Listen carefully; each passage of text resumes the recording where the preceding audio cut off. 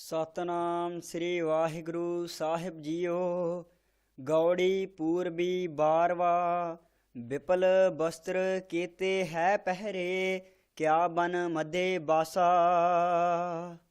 ਕਹਾ ਭਇਆ ਨਰ ਦੇਵਾ ਧੋਖੇ, ਕਿਆ ਜਲ ਬੋਰਿਓ ਗਿਆਤਾ। ਵਾਹਿਗੁਰੂ ਜੀ ਕਾ ਖਾਲਸਾ ਵਾਹਿਗੁਰੂ ਜੀ ਕੀ ਫਤਿਹ। ਦੀਨ ਦੁਨੀਆ ਦੇ ਮਾਲਕ ਭਗਤ ਵਛਲ ਕਰੁਣਾ ਨਿਧਾਨ ਅੰਤਰਜਾਮੀ ਸੱਚੇ ਪਾਤਸ਼ਾਹ ਜੀ ਮਹਾਰਾਜ ਧੰਨ ਧੰਨ ਸਤਿਗੁਰੂ ਸ੍ਰੀ ਗੁਰੂ ਗ੍ਰੰਥ ਸਾਹਿਬ ਸੱਚੇ ਪਾਤਸ਼ਾਹ ਜੀ ਦੀ ਮਹਾਨ ਪਾਵਨ ਪਵਿੱਤਰ ਹਜ਼ੂਰੀ ਦਾ ਆਨੰਦ ਮਾਣ ਰਹੀ।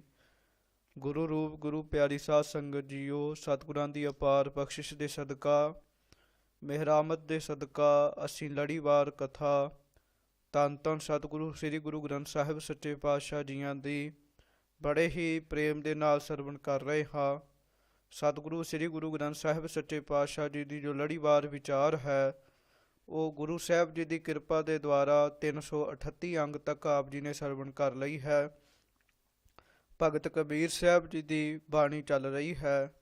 ਜੋ ਵੱਖ-ਵੱਖ ਭਗਤ ਵੱਖ-ਵੱਖ ਮਤਾਂ ਦੇ ਲੋਕ ਕਬੀਰ ਸਾਹਿਬ ਜੀ ਦੇ ਪਾਸ ਆਉਂਦੇ ਸਨ, ਉਹਨਾਂ ਦੇ ਕੋਲੋਂ ਆਪਣੇ ਸਵਾਲ ਪੁੱਛਦੇ ਸੀਗੇ।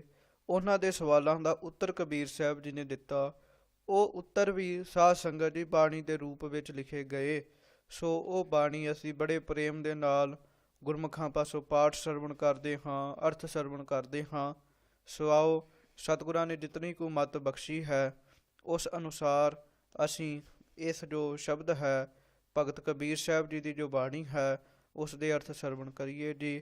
ਕਥਾ ਦੀ ਆਰੰਭਤਾ ਤੋਂ ਪਹਿਲਾਂ ਦੋਵੇਂ ਹੱਥ ਜੋੜ ਕੇ ਬੜੇ ਪ੍ਰੇਮ ਨਾਲ ਆਖੋ ਜੀ, ਸਤਨਾਮ ਸ੍ਰੀ ਵਾਹਿਗੁਰੂ ਸਾਹਿਬ ਜੀ। ਹਾਂਜੀ। ਵਿਪਲ ਬਸਤਰ ਕੀਤੇ ਹੈ ਪਹਿਰੇ, ਕਿਆ ਬਨ ਮਧੇ ਬਾਸਾ। ਗਾੜੀ ਪੂਰਬੀ 12ਵਾਂ ਦੇ ਅੰਦਰ ਭਗਤ ਕਬੀਰ ਸਾਹਿਬ ਜੀ ਫਰਮਾਨ ਕਰ ਰਹੇ ਵੀ ਕੀ ਹੋਇਆ ਜੇ ਤੂੰ ਵਿਪਲ ਭਾਵ ਬਲਕਲ ਭਾਵ ਭੋਜ ਪੱਤਰ ਦੇ ਕੱਪੜੇ ਪਾਏ ਹੋਏ ਹਨ, ਭਾਵ ਕੀ ਬਾਹਰੀ ਵਿਖਾਵਾ ਕੀਤਾ ਹੋਇਆ ਹੈ। ਮਹਾਰਾਜ ਕਹਿਣ ਲੱਗੇ ਭੋਜ ਪੱਤਿਆਂ ਦੇ ਜਿਹੜੇ ਕੱਪੜੇ ਹਨ ਉਹ ਤੂੰ ਪਾ ਲਏ, ਭਾਵ ਆਪਣੇ ਤਨ ਉੱਤੇ ਕੱਪੜਿਆਂ ਦੇ ਨਾਲ ਵਾਹਿਗੁਰੂ ਆਪਣੇ ਤਨ ਨੂੰ ਪੱਤਿਆਂ ਦੇ ਨਾਲ ਢੱਕ ਲਿਆ ਅਤੇ ਇਹ ਤੂੰ ਭੇਸ ਆਪਣੇ ਤਨ ਉੱਤੇ ਧਾਰਨ ਕਰਕੇ ਤੇ ਤੂੰ ਜੰਗਲਾਂ ਵਿੱਚ ਵਸ ਰਿਹਾ ਹੈ, ਜੰਗਲ ਵਿੱਚ ਰਹਿ ਰਿਹਾ ਹਾਂ।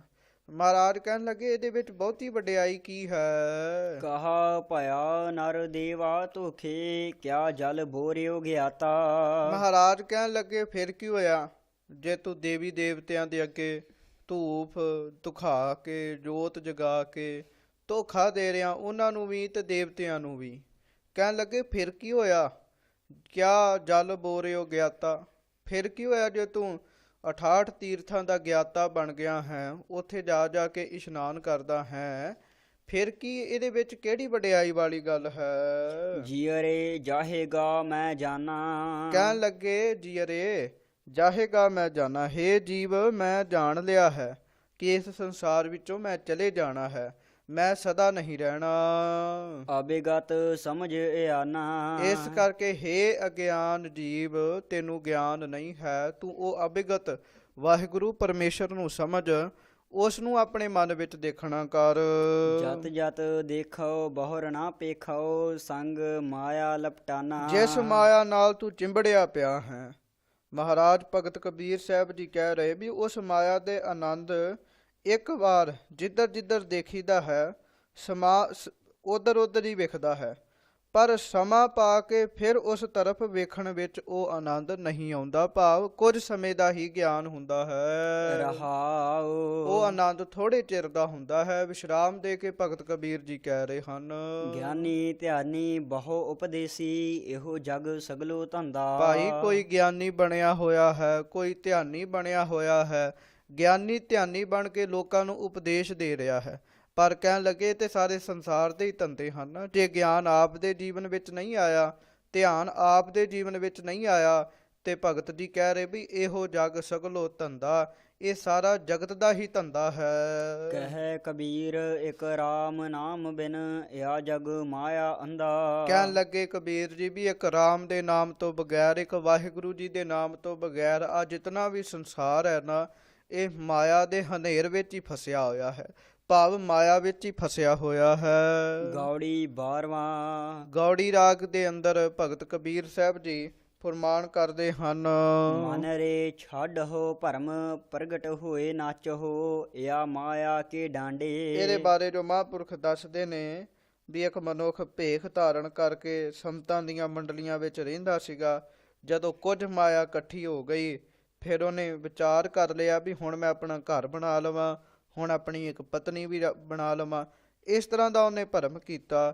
ਫਿਰ ਉਹਨੂੰ ਸਿੱਖਿਆ ਦੇਣ ਵਾਸਤੇ ਭਗਤ ਕਬੀਰ ਸਾਹਿਬ ਜੀ ਨੇ ਇਹ ਸ਼ਬਦ ਉਚਾਰਿਆ ਸੀ।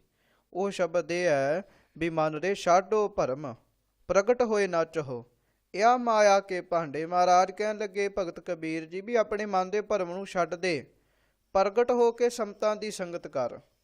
ਇਸ ਗੱਲ ਨੂੰ ਨਾਚਹੁ ਭਾਵ ਇਸ ਗੱਲ ਨੂੰ ਵਿਚਾਰ ਕਰ ਲੈ, ਚੰਗੀ ਤਰ੍ਹਾਂ ਇਸ ਗੱਲ ਨੂੰ ਵਾਚ ਲੈ, ਇਹਦਾ ਨਿਰਣਾ ਕਰ ਲੈ।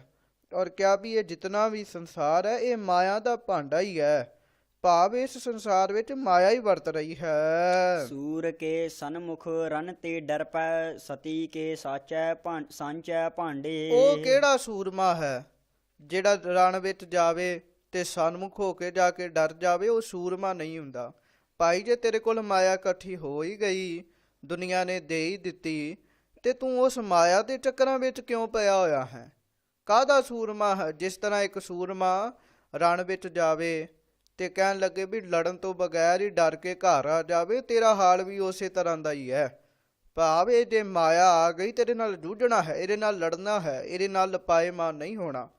ਅਗਲਾ ਉਦਾਹਰਣ ਮਹਾਰਾਜ ਸਤੀ ਦਾ ਦੇ ਰਹੇ ਵੀ ਸਤੀ ਕਾਹਦੀ ਹੈ? ਉਹ ਜਿਹੜੀ ਭਾਂਡੇ ਹੀ ਸੰਚਦੀ ਰਹੇ, ਭਾਂਡੇ ਹੀ ਇਕੱਠੀ ਕਰਦੇ ਰਵੇ। ਭਾਵ ਜਿਹੜੀ ਸਤੀ ਹੁੰਦੀ ਹੈ ਨਾ, ਉਹਨੂੰ ਭਾਂਡਿਆਂ ਨਾਲ ਕੋਈ ਮਤਲਬ ਨਹੀਂ, ਉਹਨੂੰ ਤੇ ਪਤੀ ਨਾਲ ਮਤਲਬ ਹੈ।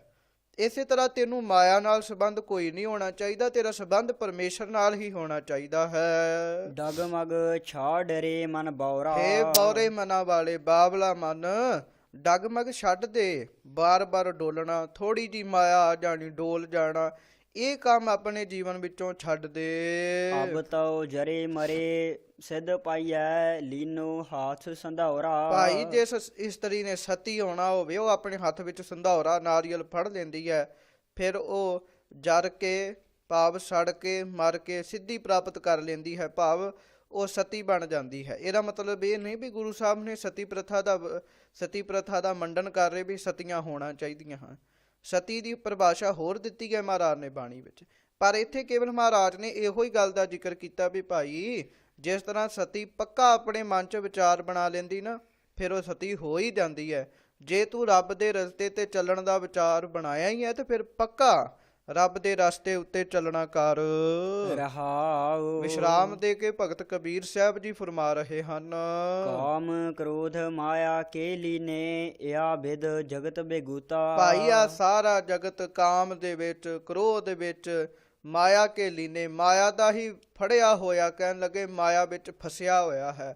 ਇਹ ਬਿਦ ਜਗਤ ਬਿਗੂਤਾ, ਇਸ ਵਿਧੀ ਦੇ ਨਾਲ ਕਹਿਣ ਲੱਗੇ ਜਿਹੜਾ ਜਗਤ ਹੈ ਨਾ ਉਹ ਬਿਗੂਤਾ ਹੋਇਆ ਹੈ, ਭਾਵ ਖਰਾਬ ਹੋਇਆ ਪਿਆ ਹੈ। ਕਹਿ ਕਬੀਰ ਰਾਜਾ ਰਾਮ ਨਾ ਛੋਡੋ ਸਗਲ ਊਚ ਤੇ ਊਚਾ। ਕਹਿਣ ਲੱਗੇ ਮੈਂ ਮਾਇਆ ਦਾ ਆਸਰਾ ਨਹੀਂ ਫੜਿਆ, ਮੈਂ ਮਾਇਆ ਨੂੰ ਸਭ ਕੁਝ ਨਹੀਂ ਜਾਣਿਆ, ਮੈਂ ਧਨ ਨੂੰ ਸਭ ਕੁਝ ਨਹੀਂ ਜਾਣਿਆ। ਭਾਈ ਮੈਂ ਤੇ ਸਭ ਕੁਝ ਰਾਜੇ ਰਾਮ ਨੂੰ ਹੀ ਜਾਣਿਆ ਹੈ, ਭਾਵ ਜਿਹੜਾ ਵਾਹਿਗੁਰੂ ਸਾਰੀ ਸ੍ਰਿਸ਼ਟੀ ਦਾ ਰਾਜਾ ਹੈ, ਕਹਿਣ ਲੱਗੇ ਮੈਂ ਉਹਨੂੰ ਨਹੀਂ ਛੱਡਦਾ।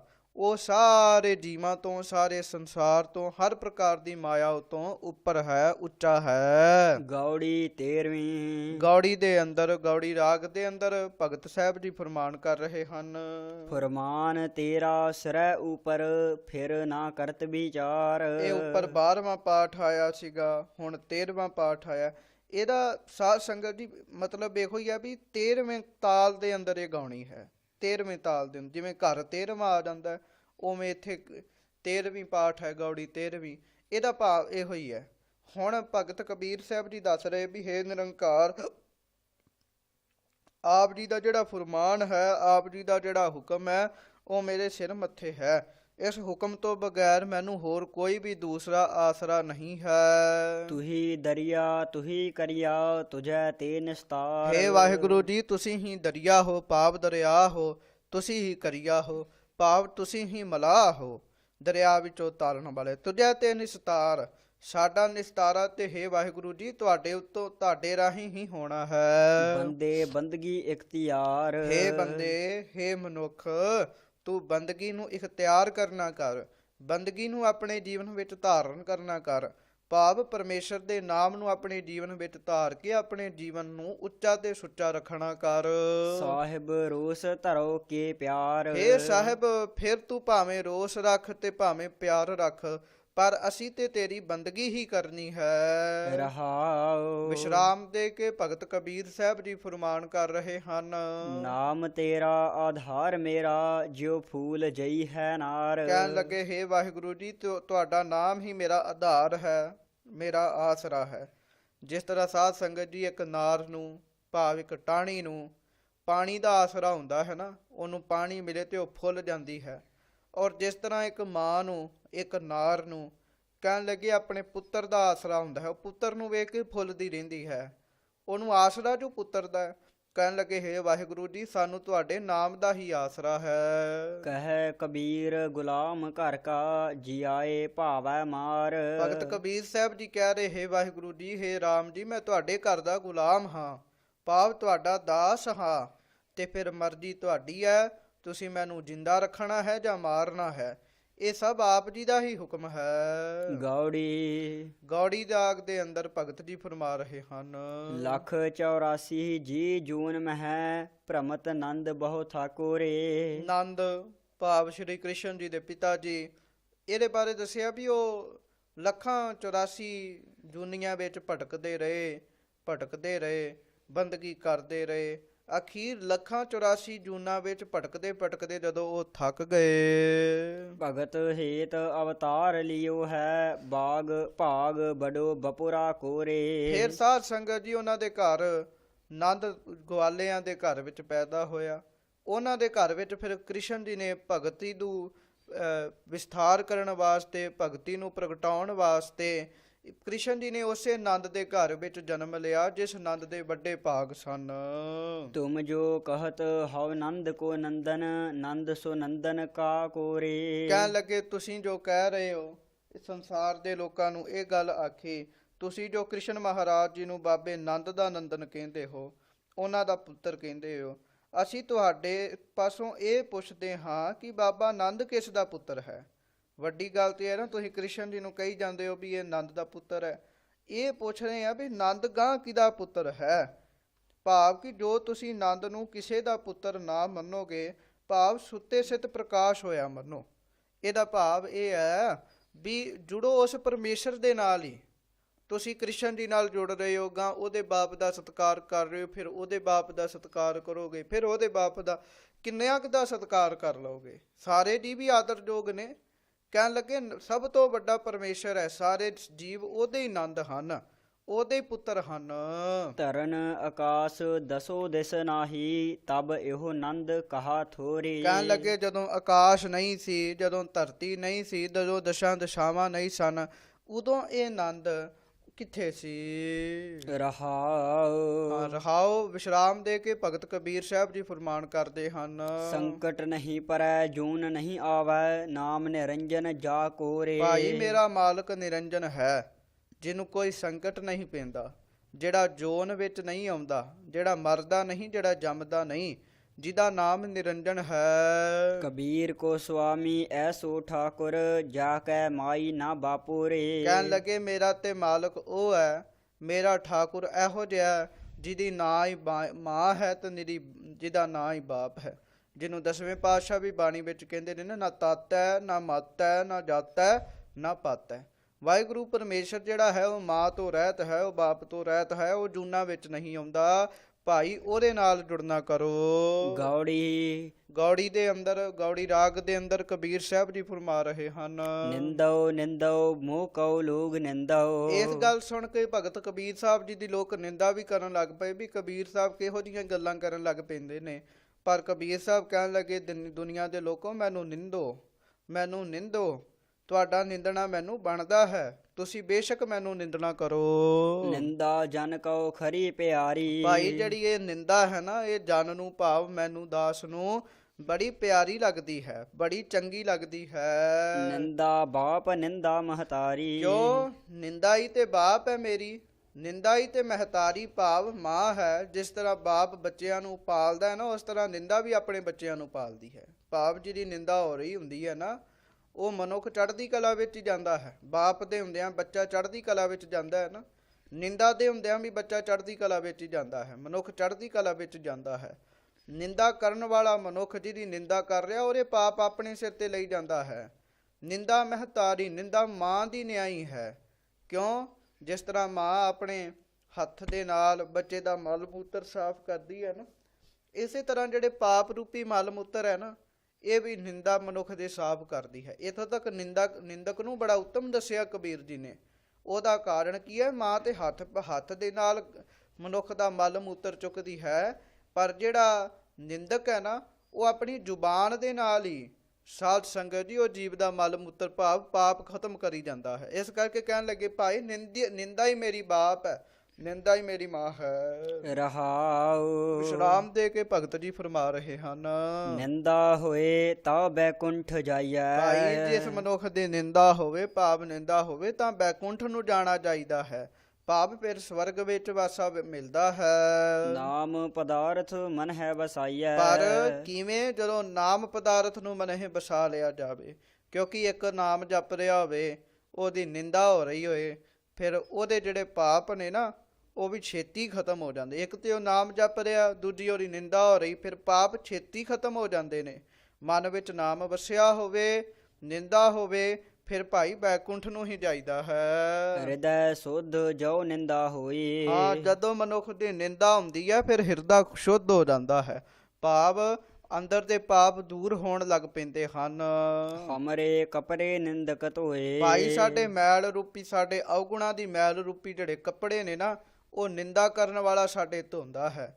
ਨਿੰਦਕ ਸਾਡੀ ਮੈਲ ਉਤਾਰਦਾ ਹੈ। ਨਿੰਦਾ ਕਰੈ ਸੋ ਹਮਰਾ ਮੀਤ। ਇਸ ਲਈ ਜਿਹੜਾ ਸਾਡੀ ਨਿੰਦਾ ਕਰਦਾ ਹੈ ਨਾ, ਉਹ ਤੇ ਸਾਡਾ ਮਿੱਤਰ ਹੈ, ਉਹ ਤੇ ਸਾਡਾ ਦੋਸਤ ਹੈ। ਨਿੰਦਕ ਮਾਹੇ ਹਮਾਰਾ ਚੀਤ। ਸਾਡਾ ਚੀਤ, ਸਾਡਾ ਪਿਆਰ ਤੇ ਕਹਿਣ ਲੱਗੇ ਨਿੰਦਕ ਵਿੱਚ ਹਨ। ਅਸਲੀ ਕੰਮ ਤੇ ਨਿੰਦਕ ਹੀ ਕਰ ਰਿਹਾ ਨਾ, ਅਸਲੀ ਕੰਮ ਤੇ ਨਿੰਦਕ ਹੀ ਕਰ ਰਿਹਾ ਹੈ, ਅਸਲੀ ਭਲਾ ਤੇ ਨਿੰਦਕ ਹੀ ਸਾਡਾ ਕਰਦਾ ਹੈ। ਨਿੰਦਕ ਸੋ ਜੋ ਨਿੰਦਾ ਹੋ ਰਹਾ। ਕਹਿਣ ਲੱਗੇ ਅਸਲ ਵਿੱਚ ਨਿੰਦਕ ਕੌਣ ਹੈ?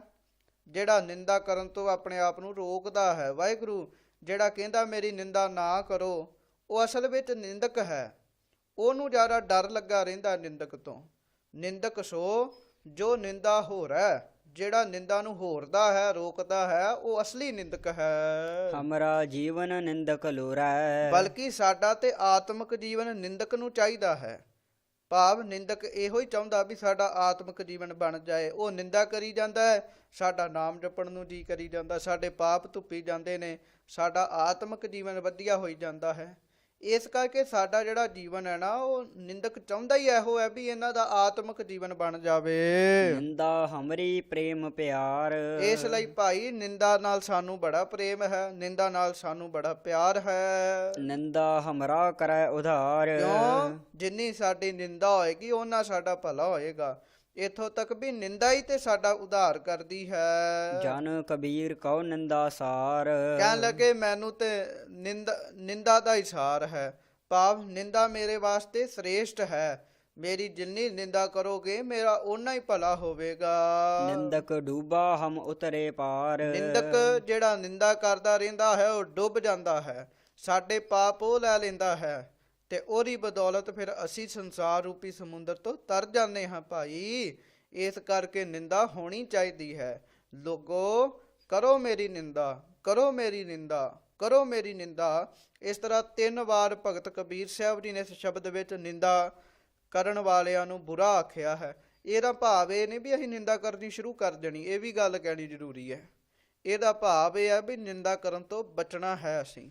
ਪਰ ਰੱਬ ਦੇ ਪਿਆਰਿਆਂ ਦੀ ਨਿੰਦਾ ਹੋਵੇ ਤੇ ਉਹਨਾਂ ਦਾ ਕੁਛ ਘਟ ਨਹੀਂ ਜਾਂਦਾ, ਬਲਕਿ ਉਹਨਾਂ ਦਾ ਵਾਧਾ ਹੀ ਹੁੰਦਾ ਹੈ। ਰਾਜਾ ਰਾਮ ਤੂੰ ਐਸਾ ਨਿਰਭਉ ਤਰਨ ਤਾਰਨ ਰਾਮ ਰਾਇਆ। ਹੁਣ ਭਗਤ ਕਬੀਰ ਸਾਹਿਬ ਜੀ ਅਗਲੇ ਸ਼ਬਦ ਵਿੱਚ ਫੁਰਮਾਨ ਕਰਦੇ, ਰਾਜਾ ਰਾਮ, ਇਸ ਸ੍ਰਿਸ਼ਟੀ ਦਾ ਜੋ ਰਾਜਾ ਹੈ ਉਹ ਰਾਮ ਹੈ, ਵਾਹਿਗੁਰੂ ਪਰਮੇਸ਼ਰ ਹੈ। ਹੇ ਰਾਜਾ ਰਾਮ ਜੀ, ਤੁਸੀਂ ਐਸੇ ਨਿਰਭਉ ਹੋ, ਤੁਹਾਨੂੰ ਕਿਸੇ ਦਾ ਵੀ ਡਰ ਨਹੀਂ ਹੈ। ਤੁਸੀਂ ਤਰਨ ਤਾਰਨ ਹੋ। ਭਾਵ ਹਰ ਥਾਂ ਉੱਤੇ ਰਮੇ ਹੋ, RAM ਰਾਇਆ ਹੋ, ਹਰ ਥਾਂ ਤੇ ਰਮੇ ਹੋ ਔਰ ਜੀਵਾਂ ਨੂੰ ਤਾਰਨ ਵਾਲੇ ਹੋ। ਤਰਨ ਤਾਰਨ RAM ਰਾਇਆ। ਕਹਿਣ ਲੱਗੇ RAM ਰਾਇਆ ਹਰ ਥਾਂ ਤੇ ਰਮਿਆ ਹੋਇਆ ਪਰਮੇਸ਼ਰ ਤਰਨ ਤਾਰਨ ਹੈ, ਸਭ ਨੂੰ ਤਾਰਨ ਵਾਲਾ ਹੈ। ਰਹਾਉ। ਵਿਸ਼ਰਾਮ ਦੇ ਕੇ ਭਗਤ ਸਾਹਿਬ ਜੀ ਫਰਮਾਨ ਕਰਦੇ ਹਨ। ਜਬ ਹਮ ਹੋਤੇ ਤਬ ਤੁਮ ਨਾਹੀ, ਅਬ ਤੁਮ ਹੋ ਹਮ ਨਾਹੀ। ਕਹਿਣ ਲੱਗੇ ਜਦੋਂ ਅਸੀਂ ਸਾਂ ਉਦੋਂ ਤੁਸੀਂ ਨਹੀਂ ਸੀ। ਇਹਦਾ ਭਾਵ ਕੀ ਵੀ ਜਦੋਂ ਮੇਰੇ ਵਿੱਚ ਮੈਂ ਭਾਵ ਸੀ, ਜਦੋਂ ਮੇਰੇ ਵਿੱਚ ਹੰਕਾਰ ਭਾਵ ਸੀ, ਔਰ ਮੇਰੇ ਵਿੱਚ ਤੂੰ ਭਾਵ ਨਹੀਂ ਸੀ। ਪਰਮੇਸ਼ਰ ਜਿੱਥੇ ਮੈਂ ਹੁੰਦੀ ਹੈ ਨਾ, ਉੱਥੇ ਪਰਮੇਸ਼ਰ ਨਹੀਂ ਹੁੰਦਾ। ਹਉ ਮੈਂ ਨਾ ਮੈਂ ਨਾਲ ਵਿਰੋਧ ਹੈ, ਦੋਏ ਨਾ ਵਸੈ ਇਕ ਠਾਏ। ਜਿਹੜਾ ਮਨੁੱਖ ਮੈਂ ਕਰਦਾ ਰਹਿੰਦਾ, ਉੱਥੇ ਰੱਬ ਨਹੀਂ ਹੁੰਦਾ। ਭਗਤ ਕਬੀਰ ਸਾਹਿਬ ਕਹਿਣ ਲੱਗੇ ਜਦੋਂ ਮੈਂ ਹੀ ਕਰਦਾ ਰਹਿਣਾ ਸਾਂ, ਜਦੋਂ ਮੇਰੇ ਵਿੱਚ ਹੰਕਾਰ ਵਾਲੀ ਬਿਰਤੀ ਸੀ, ਤਬ ਤੁਮ ਨਾਹੀ। ਹੇ ਵਾਹਿਗੁਰੂ ਜੀ, ਉਦੋਂ ਤੱਕ ਮੈਨੂੰ ਤੁਹਾਡਾ ਅਨੁਭਵ ਨਹੀਂ ਸੀ ਹੋਇਆ, ਉਦੋਂ ਤੁਸੀਂ ਮੇਰੇ ਅੰਦਰ ਪ੍ਰਗਟ ਨਹੀਂ ਸੀ ਹੋਏ। ਅਬ ਤੁਮ ਹੋ ਹਮ ਨਾਹੀ, ਪਰ ਹੁਣ ਤੁਸੀਂ ਮੇਰੇ ਅੰਦਰ ਪ੍ਰਗਟ ਹੋ ਗਏ ਹੋ। ਹੁਣ ਮੇਰੇ ਵਿੱਚ ਤੂੰ ਪ੍ਰਧਾਨਤਾ ਹੋ ਗਈ ਹੈ। ਹੁਣ ਮੇਰੇ ਵਿੱਚ ਹੰਕਾਰ ਰੂਪੀ ਜਿਹੜੀ ਬੁੱਧੀ ਹੈ ਉਹ ਨਹੀਂ ਹੈ। ਅਬ ਹਮ ਤੁਮ ਏਕ ਭਏ ਹੈ, ਏਕੈ ਦੇਖਤ ਮਨ ਪਤਿਆਹੀ। ਹੁਣ ਮੈਂ ਤੇ ਤੁਸੀਂ ਕਹਿਣ ਲੱਗੇ ਹੁਣ ਇੱਕ ਰੂਪ ਹੋ ਗਏ ਆ, ਤੇ ਕਹਿਣ ਲੱਗੇ ਵੀ ਏਕੈ ਦੇਖਤ ਮਨ ਪਤਿਆਹੀ। ਹੁਣ ਤੁਹਾਨੂੰ ਜਿਹੜੇ ਦਰਸ਼ਨ ਹੋ ਗਏ ਨੇ ਨਾ, ਤੁਹਾਡੇ ਜਿਹੜੇ ਮੈਨੂੰ ਦਰਸ਼ਨ ਹੋ ਗਏ ਨੇ, ਉਸ ਦਰਸ਼ਨਾਂ ਦੇ ਨਾਲ ਮੇਰਾ ਮਨ ਪਤਿਆਇਆ ਗਿਆ ਹੈ, ਭਾਵ ਭਰੋਸੇ ਵਾਲਾ ਹੋ ਗਿਆ ਹੈ। ਜਬ ਬੁੱਧ ਹੋਤੀ ਤਬ ਬਲ ਕੈਸਾ, ਅਬ ਬੁੱਧ ਬਲ ਨਾ ਖਟਾਈ। ਭਾਈ ਜਦੋਂ ਮੇਰੀ ਹੰਕਾਰ ਰੂਪੀ ਬੁੱਧੀ ਸੀ, ਉਦੋਂ ਕਾਹਦਾ ਬਲ ਸੀਗਾ ਸੰਸਾਰ ਤੋਂ ਤਰਨ ਦਾ, ਪਰ ਅਬ ਬੁੱਧ ਬਲ ਨਾ ਖਟਾਈ। ਕਹਿਣ ਲੱਗੇ ਹੁਣ ਨਾ ਬੁੱਧੀ ਰਹੀ ਹੈ ਤੇ ਨਾ ਬਲ ਹੀ ਰਿਹਾ ਹੈ। ਹੁਣ ਇਹ ਦੋਵੇਂ ਚੀਜ਼ਾਂ ਹੀ ਦੂਰ ਹੋ ਗਈਆਂ ਹਨ। ਕਹਿ ਕਬੀਰ ਬੁੱਧ ਹਰ ਲਈ ਮੇਰੀ, ਬੁੱਧ ਬਦਲੀ ਸਿਧ ਪਾਈ। ਕਿਉਂ? ਕਹਿਣ ਲੱਗੇ ਹੇ ਵਾਹਿਗੁਰੂ ਜੀ, ਹੁਣ ਤੁਸੀਂ ਮੇਰੀ ਬੁੱਧੀ ਹੈ ਨਾ, ਜਿਹੜੀ ਹੰਕਾਰ ਰੂਪੀ ਬੁੱਧੀ, ਉਹਨੂੰ ਹਰ ਲਿਆ ਹੈ, ਉਹਨੂੰ ਤੁਸੀਂ ਖੋਹ ਲਿਆ ਹੈ, ਤੇ ਬੁੱਧ ਬਦਲੀ ਸਿੱਧ ਪਾਈ। ਜਦੋਂ ਇਹ ਹੰਕਾਰ ਰੂਪੀ ਬੁੱਧੀ ਬਦਲ ਗਈ ਨਾ, ਉਦੋਂ ਅਸਲ ਵਿੱਚ ਮੈਂ ਸਿੱਧੀ ਨੂੰ ਪ੍ਰਾਪਤ ਕੀਤਾ ਹੈ, ਭਾਵ ਮੁਕਤ ਅਵਸਥਾ ਤੱਕ ਪ੍ਰਾਪਤ ਹੋਇਆ ਹਾਂ। ਜਦੋਂ ਜੀਵ ਵਿੱਚ ਤੂੰ ਭਾਵ ਹੋ ਗਿਆ। ਕਬੀਰ ਸਾਹਿਬ ਜੀ ਇੱਕ ਥਾਂ ਤੇ ਫਰਮਾਨ ਕਰਦੇ, ਕਬੀਰ ਤੂੰ ਕਰਤਾ ਤੂੰ ਹੁਆ, ਮੁਝ ਮੇ ਰਹਾ ਨਾ ਹੂੰ, ਜਬ ਆਪਾ ਪਰਕਾ ਮਿਟ ਗਿਆ, ਜਤ ਦੇਖਾ ਤਤ ਤੂੰ। ਇਸੇ ਤਰ੍ਹਾਂ ਭਗਤ ਕਬੀਰ ਸਾਹਿਬ ਜੀ ਇੱਥੇ ਵੀ ਫਰਮਾਨ ਕਰ ਰਹੇ ਵੀ ਜਦੋਂ ਮੇਰੇ ਅੰਦਰ ਹੰਕਾਰ ਰੂਪੀ ਬੁੱਧੀ ਜਿਹੜੀ ਨਿਕਲ ਗਈ ਨਾ, ਭਾਵ ਮੇਰੀ ਬੁੱਧੀ ਹੀ ਬਦਲ ਗਈ, ਹੁਣ ਤੂੰ ਵਾਲਾ ਸੁਭਾਅ ਆ ਗਿਆ, ਤੇ ਹੁਣ ਮੈਨੂੰ ਸਿੱਧੀ ਭਾਵ ਮੁਕਤੀ ਪ੍ਰਾਪਤ ਹੋਈ ਹੈ। ਗੌੜੀ ਦੇ ਅੰਦਰ, ਗੌੜੀ ਰਾਗ ਦੇ ਅੰਦਰ ਭਗਤ ਕਬੀਰ ਸਾਹਿਬ ਜੀ ਫਰਮਾਨ ਕਰਦੇ ਹਨ। ਖਟ ਨੇਮ ਕਰ ਕੋਠੜੀ ਬਾਂਧੀ, ਬਸਤ ਅਨੂਪ ਬੀਚ ਪਾਈ। ਤੇ ਸਾਧ ਸੰਗਤ ਜੀ, ਇਸ ਸ਼ਬਦ ਦਾ ਭਾਵ ਜੋ ਮਹਾਂਪੁਰਖ ਉਥਾਨਕਾ ਦੱਸਦੇ ਵੀ ਕਿਸੇ ਜੋਗੀ ਨੇ ਪ੍ਰਸ਼ਨ ਕੀਤਾ ਕਿ ਇਹ ਦੇਹ ਕਿਤਨੀਆਂ ਚੀਜ਼ਾਂ ਨਾਲ ਬਣੀ ਹੋਈ ਹੈ, ਤੇ ਇਹਦੇ ਵਿੱਚ ਅਨੁਪਮ ਜਿਹੜੀ ਅਨੂਪ ਵਸਤੂ ਹੈ ਉਹ ਕਿਹੜੀ ਹੈ। ਫਿਰ ਮਹਾਂਪੁਰਖਾਂ ਨੇ, ਵਾਹਿਗੁਰੂ ਭਗਤ ਕਬੀਰ ਸਾਹਿਬ ਜੀ ਨੇ ਜੋ ਉੱਤਰ ਦਿੱਤਾ, ਖਟ ਨੇਮ ਕਰ ਕੋਠੜੀ ਬਾਂਧੀ, ਬਸਤ ਅਨੂਪ ਬੀਚ ਪਾਈ। ਕਹਿਣ ਲੱਗੇ ਆ ਜਿਹੜਾ ਸਰੀਰ ਹੈ ਇੱਕ ਕੋਠੜੀ ਦੀ ਨਿਆਈ ਹੈ, ਇਹਦੇ ਵਿੱਚ ਖਟ ਨੇਮ ਚੱਕਰ ਜਿਹੜੇ ਨੇ ਨਾ 6, ਉਹ ਪਰਮੇਸ਼ਰ ਨੇ ਬੰਨੇ ਹੋਏ ਨੇ। ਉਹਨਾਂ 6 ਚੱਕਰਾਂ ਤੋਂ ਥੱਲੇ ਇੱਕ ਅਨੂਪ ਵਸਤੂ ਵੀ ਪਰਮੇਸ਼ਰ ਨੇ ਪਾਈ ਹੋਈ ਹੈ। ਪਰਮੇਸ਼ਰ ਦੇ ਨਾਮ ਦਾ ਰਸ ਉਹਨਾਂ 6 ਚੱਕਰਾਂ ਦੇ ਥੱਲੇ ਹੈ। ਕੁੰਜੀ ਕੁਲਫ ਪ੍ਰਾਨ ਕਰ ਰਾਖੇ, ਕਰਤੇ ਬਾਰ ਨਾ ਲਾਈ। ਤੇ ਇਹਨਾਂ 6 ਚੱਕਰਾਂ ਰੂਪੀ ਜਿਹੜੀ ਕੁਲਫ ਹੈ, ਭਾਵ ਜਿਹੜਾ ਜਿੰਦਰਾ ਹੈ, ਉਹਨੂੰ ਖੋਲਣ ਵਾਸਤੇ ਫਿਰ ਪਰਮੇਸ਼ਰ ਨੇ ਪ੍ਰਾਣਾਯਾਮ ਰੂਪੀ ਕੁੰਜੀ ਤਿਆਰ ਕਰਕੇ ਰੱਖੀ ਹੋਈ ਹੈ। ਜੋ ਭਗਤ ਕਬੀਰ ਜੀ ਫਰਮਾ ਰਹੇ ਨੇ ਨਾ, ਕੁੰਜੀ ਕੁਲਫ ਪ੍ਰਾਨ ਕਰ ਰਾਖੇ, ਕਰਤੇ ਬਾਰ ਨਾ ਲਾਈ। ਜਦੋਂ ਉਹ ਪ੍ਰਾਣਾਯਾਮ ਰੂਪੀ ਕੁੰਜੀ ਮੈਂ ਲਾਈ, ਫਿਰ ਵਾਹਿਗੁਰੂ ਪਰਮੇਸ਼ਰ ਨੇ ਇਹ ਖੱਟ ਚੱਕਰ ਜਿਹੜੇ ਸਨ ਖੋਲਣ ਲੱਗਿਆਂ ਬਾਹਰ ਨਹੀਂ ਲਾਇਆ, ਭਾਵ ਸਮਾਂ ਨਹੀਂ ਲਾਇਆ। ਅਬ ਮਨ ਜਾਗਤ ਰਹੋ ਰੇ ਭਾਈ। ਇਸ ਕਰਕੇ ਹੇ ਭਾਈ, ਹੁਣ ਮਨ ਕਰਕੇ ਆਪਣੇ ਮਨ ਨੂੰ ਗਿਆਨ ਦੇ ਨਾਲ ਜਗਾਉਣਾ ਕਰੋ ਭਾਈ, ਭਾਵ ਤੁਹਾਡਾ ਮਨ ਹਮੇਸ਼ਾ ਹੀ ਗਿਆਨ ਦੇ ਵਿੱਚ ਹੀ ਵਿਚਰੇ, ਮਨ ਸਦਾ ਹੀ ਗਿਆਨ ਵਿੱਚ ਰਹੇ। ਗਾਫਲ ਹੋਏ ਕੈ ਜਨਮ ਗਵਾਇਓ, ਚੋਰ ਮੁਸੈ ਘਰ ਜਾਈ। ਕਿਉਂਕਿ ਅੱਗੇ ਹੀ ਗਾਫਲ ਹੋ ਕੇ, ਬਾਬਲੇ ਹੋ ਕੇ ਕਈ ਜਨਮ ਗਵਾ ਦਿੱਤੇ ਨੇ। ਆ ਹੁਣ ਮਨੁੱਖਾ ਸਰੀਰ ਪ੍ਰਾਪਤ ਹੋਇਆ ਹੈ, ਪਰ ਇਹਦੇ ਵਿੱਚ ਵੀ ਜਿਹੜੇ ਚੋਰ ਬੈਸੇ ਨੇ ਨਾ, ਉਹ ਘਰ ਨੂੰ ਲੁੱਟ ਰਹੇ ਨੇ, ਭਾਵ 5 ਚੋਰ, ਕਾਮ ਕ੍ਰੋਧ ਲੋਭ ਮੋਹ ਅਹੰਕਾਰਾ। ਇਹ ਪੰਜੋ ਹੀ ਕਹਿਣ ਲੱਗੇ ਅੰਦਰ ਲੁੱਟ ਰਹੇ ਹਨ, ਅੰਦਰ ਦੀ ਅਵਸਥਾ ਨੂੰ ਲੁੱਟ ਰਹੇ ਨੇ। ਇਸ ਕਰਕੇ ਹੁਣ ਘਰ ਵਿੱਚ ਜਾਣਾ ਕਰ, ਬਾਰ-ਬਾਰ ਨਾ ਲੱਭ। ਘਰ ਜਾਈ, ਹੁਣ ਆਪਣੇ ਹਿਰਦੇ ਰੂਪੀ ਘਰ ਵਿੱਚ ਜਾ, ਉੱਥੇ ਜਾ ਕੇ ਆਪਣੇ ਮਨ ਨੂੰ ਜਗਾ ਤੇ ਪਰਮੇਸ਼ਰ ਦੇ ਨਾਮ ਨੂੰ ਜਪਣਾ ਕਰ। ਰਹਾਉ। ਵਿਸ਼ਰਾਮ ਦੇ ਕੇ ਭਗਤ ਸਾਹਿਬ ਜੀ ਫਰਮਾ ਰਹੇ ਹਨ। ਪੰਚ ਪਹਰੂਆ ਧਰਮ ਹੈ ਰਹਤੇ, ਤਿਨ ਕਾ ਨਹੀਂ ਪਤਿਆਰਾ। ਪੰਜ ਪਹਿਰੂਆ ਇਸ ਦਰ ਵਿੱਚ ਰਹਿ ਰਹੇ ਨੇ, ਭਾਵ ਪੰਜ ਗਿਆਨ ਇੰਦਰੇ ਹਨ ਮਨੁੱਖ ਦੇ, ਉਹ ਇੱਥੇ ਪਹਿਰੇਦਾਰੀ ਕਰ ਰਹੇ ਨੇ। ਪਰਮੇਸ਼ਰ ਨੇ ਪਹਿਰੇਦਾਰ ਲਾਏ ਨੇ, ਪਰ ਤਿਨਕਾ ਨਹੀਂ ਪਤਿਆਰਾ, ਉਹਨਾਂ ਦਾ ਕੋਈ ਭਰੋਸਾ ਨਹੀਂ ਹੈ। ਸ਼ਬਦ, ਗੰਧ, ਰੂਪ, ਰਸ, ਇਹ ਸਾਰੇ ਸਾਧ ਸੰਗਤ ਜੀ ਪੰਜ ਜਿਹੜੇ ਪਹਿਰੇਦਾਰ ਹਨ। ਤਵਚਾ, ਚਮੜੀ, ਜਿਹੜੇ ਗਿਆਨ ਇੰਦਰੇ ਹਨ ਬਾਰੀ, ਇਹ ਮਹਾਰਾਜ ਸੱਚੇ ਪਾਤਸ਼ਾਹ ਭਗਤ ਕਬੀਰ ਸਾਹਿਬ ਜੀ ਇਹ ਕਹਿ ਰਹੇ ਵੀ ਇਹਨਾਂ ਨੂੰ ਪਹਿਰੇਦਾਰ ਬਣਾਇਆ ਪਰਮੇਸ਼ਰ ਨੇ, ਪਰ ਇਹਨਾਂ ਦਾ ਵੀ ਕੋਈ ਭਰੋਸਾ ਨਹੀਂ ਹੈ, ਕਿਉਂਕਿ ਇਹ ਖੁਦ ਹੀ ਵਿਕਾਰਾਂ ਦੇ ਹੇਠਾਂ ਆ ਜਾਂਦੇ ਹਨ। ਚੇਤ ਸੁਚੇਤ ਚਿੱਤ ਹੋਏ ਰਹੋ, ਤਉ ਲੈ ਪਾਰ ਗਾਸ ਜਾਰਾ। ਕਹਿਣ ਲੱਗੇ ਇਸ ਕਰਕੇ ਆਪਣੇ ਚਿੱਤ ਨੂੰ ਚੇਤੇ ਵਿੱਚ ਲੈ ਕੇ ਆਓ ਪਰਮੇਸ਼ਰ ਦੇ, ਤੇ ਸੁਚੇਤ ਹੋ ਜਾਓ। ਫਿਰ ਪਰਮੇਸ਼ਰ ਤੁਹਾਡੇ ਹਿਰਦੇ ਵਿੱਚ ਵਸੇਗਾ, ਪ੍ਰਗਾਸ ਹੋਵੇਗਾ, ਫਿਰ ਅੰਦਰ ਚਾਨਣ ਹੋ ਜਾਏਗਾ, ਫਿਰ ਅੰਦਰ ਹਨੇਰਾ ਰਹੀ ਰਹੇਗਾ।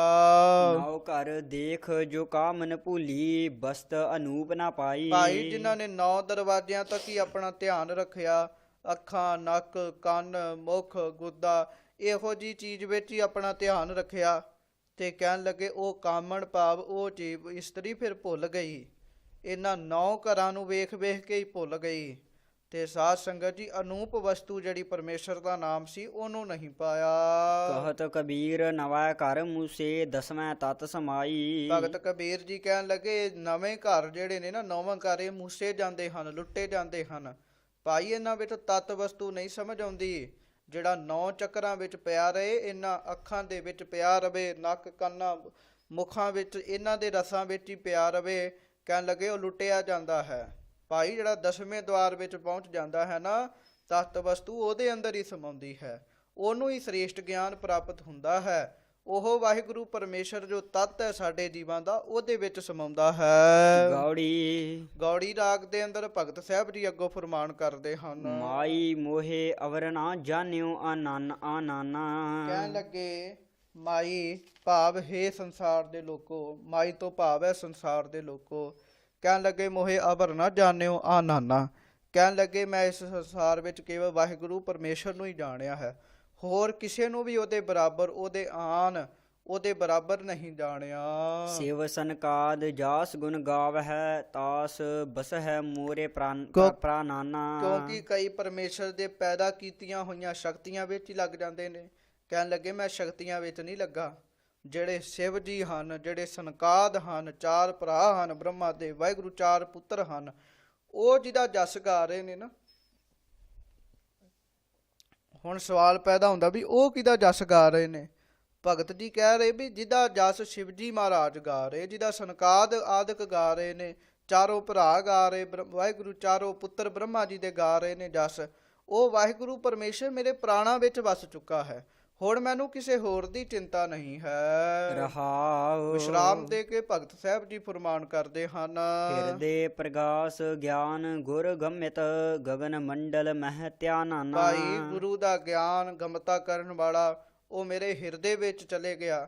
ਕਹਿਣ ਲੱਗੇ ਜਦੋਂ ਉਹ ਮੇਰੇ ਹਿਰਦੇ ਵਿੱਚ ਗਿਆ ਤੇ ਮੇਰੇ ਹਿਰਦੇ ਵਿੱਚ ਪ੍ਰਗਾਸ ਹੋ ਗਿਆ, ਫਿਰ ਗਗਨ ਮੰਡਲ ਮਹਿ ਧਿਆਨਾਨਾ। ਕਹਿਣ ਲੱਗੇ ਫਿਰ ਗਗਨ ਮੰਡਲ ਵਿੱਚ ਭਾਵ ਆਕਾਸ਼ ਵਿੱਚ, ਆਕਾਸ਼ ਕੀ ਹੈ? ਹਿਰਦਾ ਆਕਾਸ਼ ਹੀ ਹੈ, ਅੰਦਰ ਸਰੀਰ ਰੂਪੀ ਮੰਡਲ ਵਿੱਚ ਹਿਰਦਾ ਆਕਾਸ਼ ਹੈ। ਕਹਿਣ ਲੱਗੇ ਮੇਰਾ ਧਿਆਨ ਫਿਰ ਉੱਥੇ ਲੱਗ ਗਿਆ।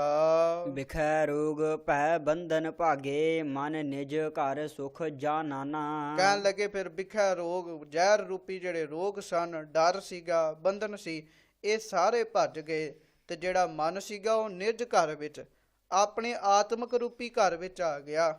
ਉੱਥੇ ਹੀ ਆ ਕੇ ਇਹਨੇ ਸੁਖ ਨੂੰ ਜਾਣਿਆ ਹੈ। ਏਕ ਸੁਮਤ ਰਤ ਜਾਨ ਮਾਨ ਪ੍ਰਭ, ਦੂਸਰ ਮਨਹਿ ਨਾ ਆਨਾਨਾ। ਏਕ ਸੁਮਤ ਰਤ ਜਾਨ ਮਾਨ ਪ੍ਰਭ, ਦੂਸਰ ਮਨਹਿ ਨਾ ਆਨਾਨਾ। ਕਹਿਣ ਲੱਗੇ ਹੁਣ ਇੱਕੋ ਹੀ ਸੁਮਤ ਗੁਰਾਂ ਦੀ ਆ ਗਈ, ਗੁਰਾਂ ਦੀ ਇੱਕ ਸੁਮਤ ਵਿੱਚ ਹੀ ਮੇਰਾ ਮਨ ਰਤਿਆ ਗਿਆ ਵੀ ਨਾਮ ਜਪਣਾ ਚਾਹੀਦਾ ਹੈ। ਫਿਰ ਜਾਨ ਮਾਨ ਪ੍ਰਭ, ਜਦੋਂ ਮੈਂ ਉਹਨੂੰ ਜਾਣ ਲਿਆ ਫਿਰ ਮੈਂ ਪ੍ਰਭੂ ਨੂੰ ਮੰਨਣ ਲੱਗ ਪਿਆ। ਦੂਸਰ ਮਨਹਿ ਨਾ ਆਨਾਨਾ, ਕਹਿਣ ਲੱਗੇ ਹੁਣ ਤੇ ਦੂਸਰਾ ਮੇਰੇ ਮਨ ਵਿੱਚ ਆਉਂਦਾ ਹੀ ਨਹੀਂ ਹੈ ਇੱਕ ਪਰਮੇਸ਼ਰ ਤੋਂ ਬਗੈਰ।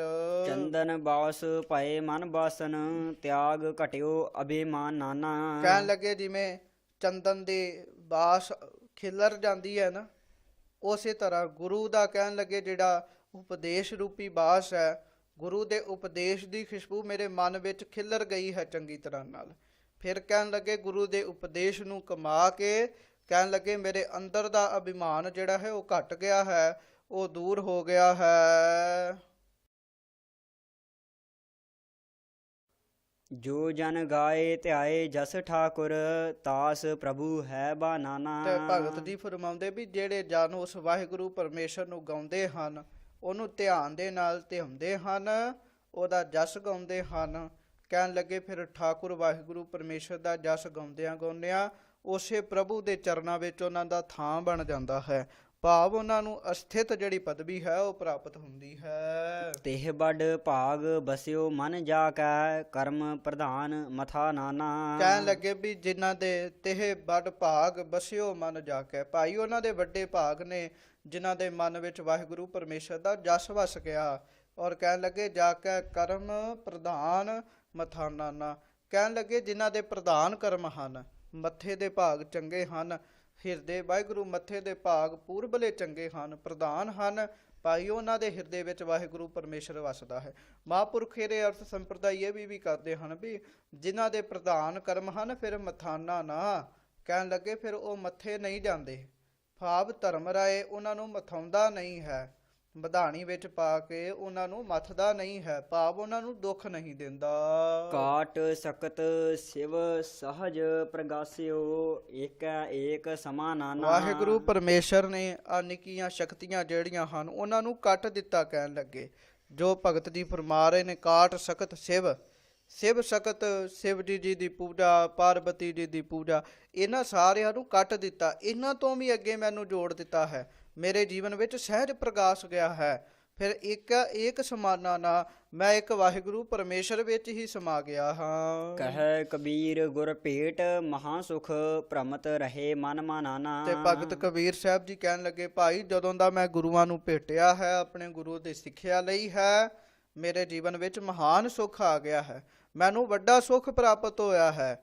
ਔਰ ਕਹਿਣ ਲੱਗੇ ਹੋਇਆ ਕੀ ਹੈ, ਭ੍ਰਮਤ ਰਹੇ ਮਨ ਨਾਨਾ ਨਾ, ਕਹਿਣ ਲੱਗੇ ਜਿਹੜਾ ਮੇਰਾ ਮਨ ਸੀਗਾ ਉਹ ਭਰਮ ਰਿਹਾ ਸੀਗਾ, ਭਰਮਾਂ ਵਿੱਚ ਹੀ ਪਿਆ ਹੋਇਆ ਸੀ, ਚਾਰ ਤਰ੍ਹਾਂ ਦੇ ਭਰਮ ਇਹਨੂੰ ਤੰਗ ਕਰਦੇ ਰਹਿੰਦੇ ਸੀਗੇ। ਹੁਣ ਇਹ ਮਨ ਕਹਿਣ ਲੱਗੇ ਵਾਹਿਗੁਰੂ ਪਰਮੇਸ਼ਰ ਦੇ ਵਿੱਚ ਹੀ ਟਿਕ ਗਿਆ ਹੈ, ਇਹ ਮਨ ਹੁਣ ਕਿਤੇ ਹੋਰ ਨਹੀਂ ਭਟਕਦਾ, ਇਹ ਮਨ ਜਿਹੜਾ ਹੈ ਉਹ ਮੰਨ ਗਿਆ ਹੈ ਪਰਮੇਸ਼ਰ ਦੀ ਹੋਂਦ ਨੂੰ। ਰਾਗ ਗੌੜੀ ਪੂਰਬੀ 52 ਅੱਖਰੀ ਕਬੀਰ ਜੀਓ ਕੀ। ਹੁਣ ਰਾਗ ਗੌੜੀ ਪੂਰਬੀ ਜੋ ਕਿਸਮ ਹੈ ਉਸ ਦੇ ਅੰਦਰ ਧੰਨ ਧੰਨ ਭਗਤ ਕਬੀਰ ਸਾਹਿਬ ਜੀ 52 ਅੱਖਰੀ ਬਾਣੀ ਉਚਾਰ ਰਹੇ ਹਨ। ਇਹ ਵੀ ਸਾਧ ਸੰਗਤ ਜੀ ਜੋ ਮਹਾਂਪੁਰਖਾਂ ਉਥਾਨ ਕਾ ਦੱਸੀ ਹੈ ਵੀ ਪੰਡਤ ਲੋਕ ਤੇ ਕਾਜੀ ਲੋਕ ਕਬੀਰ ਸਾਹਿਬ ਜੀ ਦੇ ਕੋਲੋਂ ਆਪਣੀ ਮੱਤ ਲੈ ਕੇ ਆਏ ਸੀਗੇ। ਉਸ ਮੱਤ ਅਨੁਸਾਰ ਕਿਹਾ ਸੀਗਾ ਵੀ ਦੱਸੋ ਸਹੀ ਕੌਣ ਹੈ ਤੇ ਗਲਤ ਕੌਣ ਹੈ।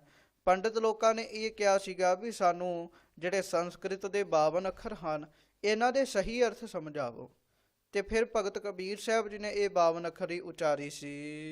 ਇੱਕ ਓੰਕਾਰ ਸਤਨਾਮ ਕਰਤਾ ਪੁਰਖ ਗੁਰ ਪ੍ਰਸਾਦ। ਇਹ ਸੰਖੇਪ ਮੰਗਲ ਇਸ ਬਾਣੀ ਦੀ ਆਰੰਭਤਾ ਤੇ ਅੰਕਿਤ ਕੀਤਾ ਗਿਆ ਹੈ। ਉਹ ਵਾਹਿਗੁਰੂ ਪਰਮੇਸ਼ਰ ਇੱਕ ਹੈ ਭਾਈ, ਅਦਵੈਤ ਰੂਪ ਹੈ। ਸਤਨਾਮ ਉਸ ਦਾ ਨਾਮ ਸੱਚਾ ਹੈ, ਕਰਤਾ ਪੁਰਖ ਉਹ ਕਰਨ ਕਾਰਨ ਹੈ, ਪੁਰਖ ਰੂਪ ਹੈ, ਔਰ ਉਹਦੀ ਪ੍ਰਾਪਤੀ ਗੁਰੂਆਂ ਦੀ ਕਿਰਪਾ ਨਾਲ ਹੀ ਹੁੰਦੀ ਹੈ।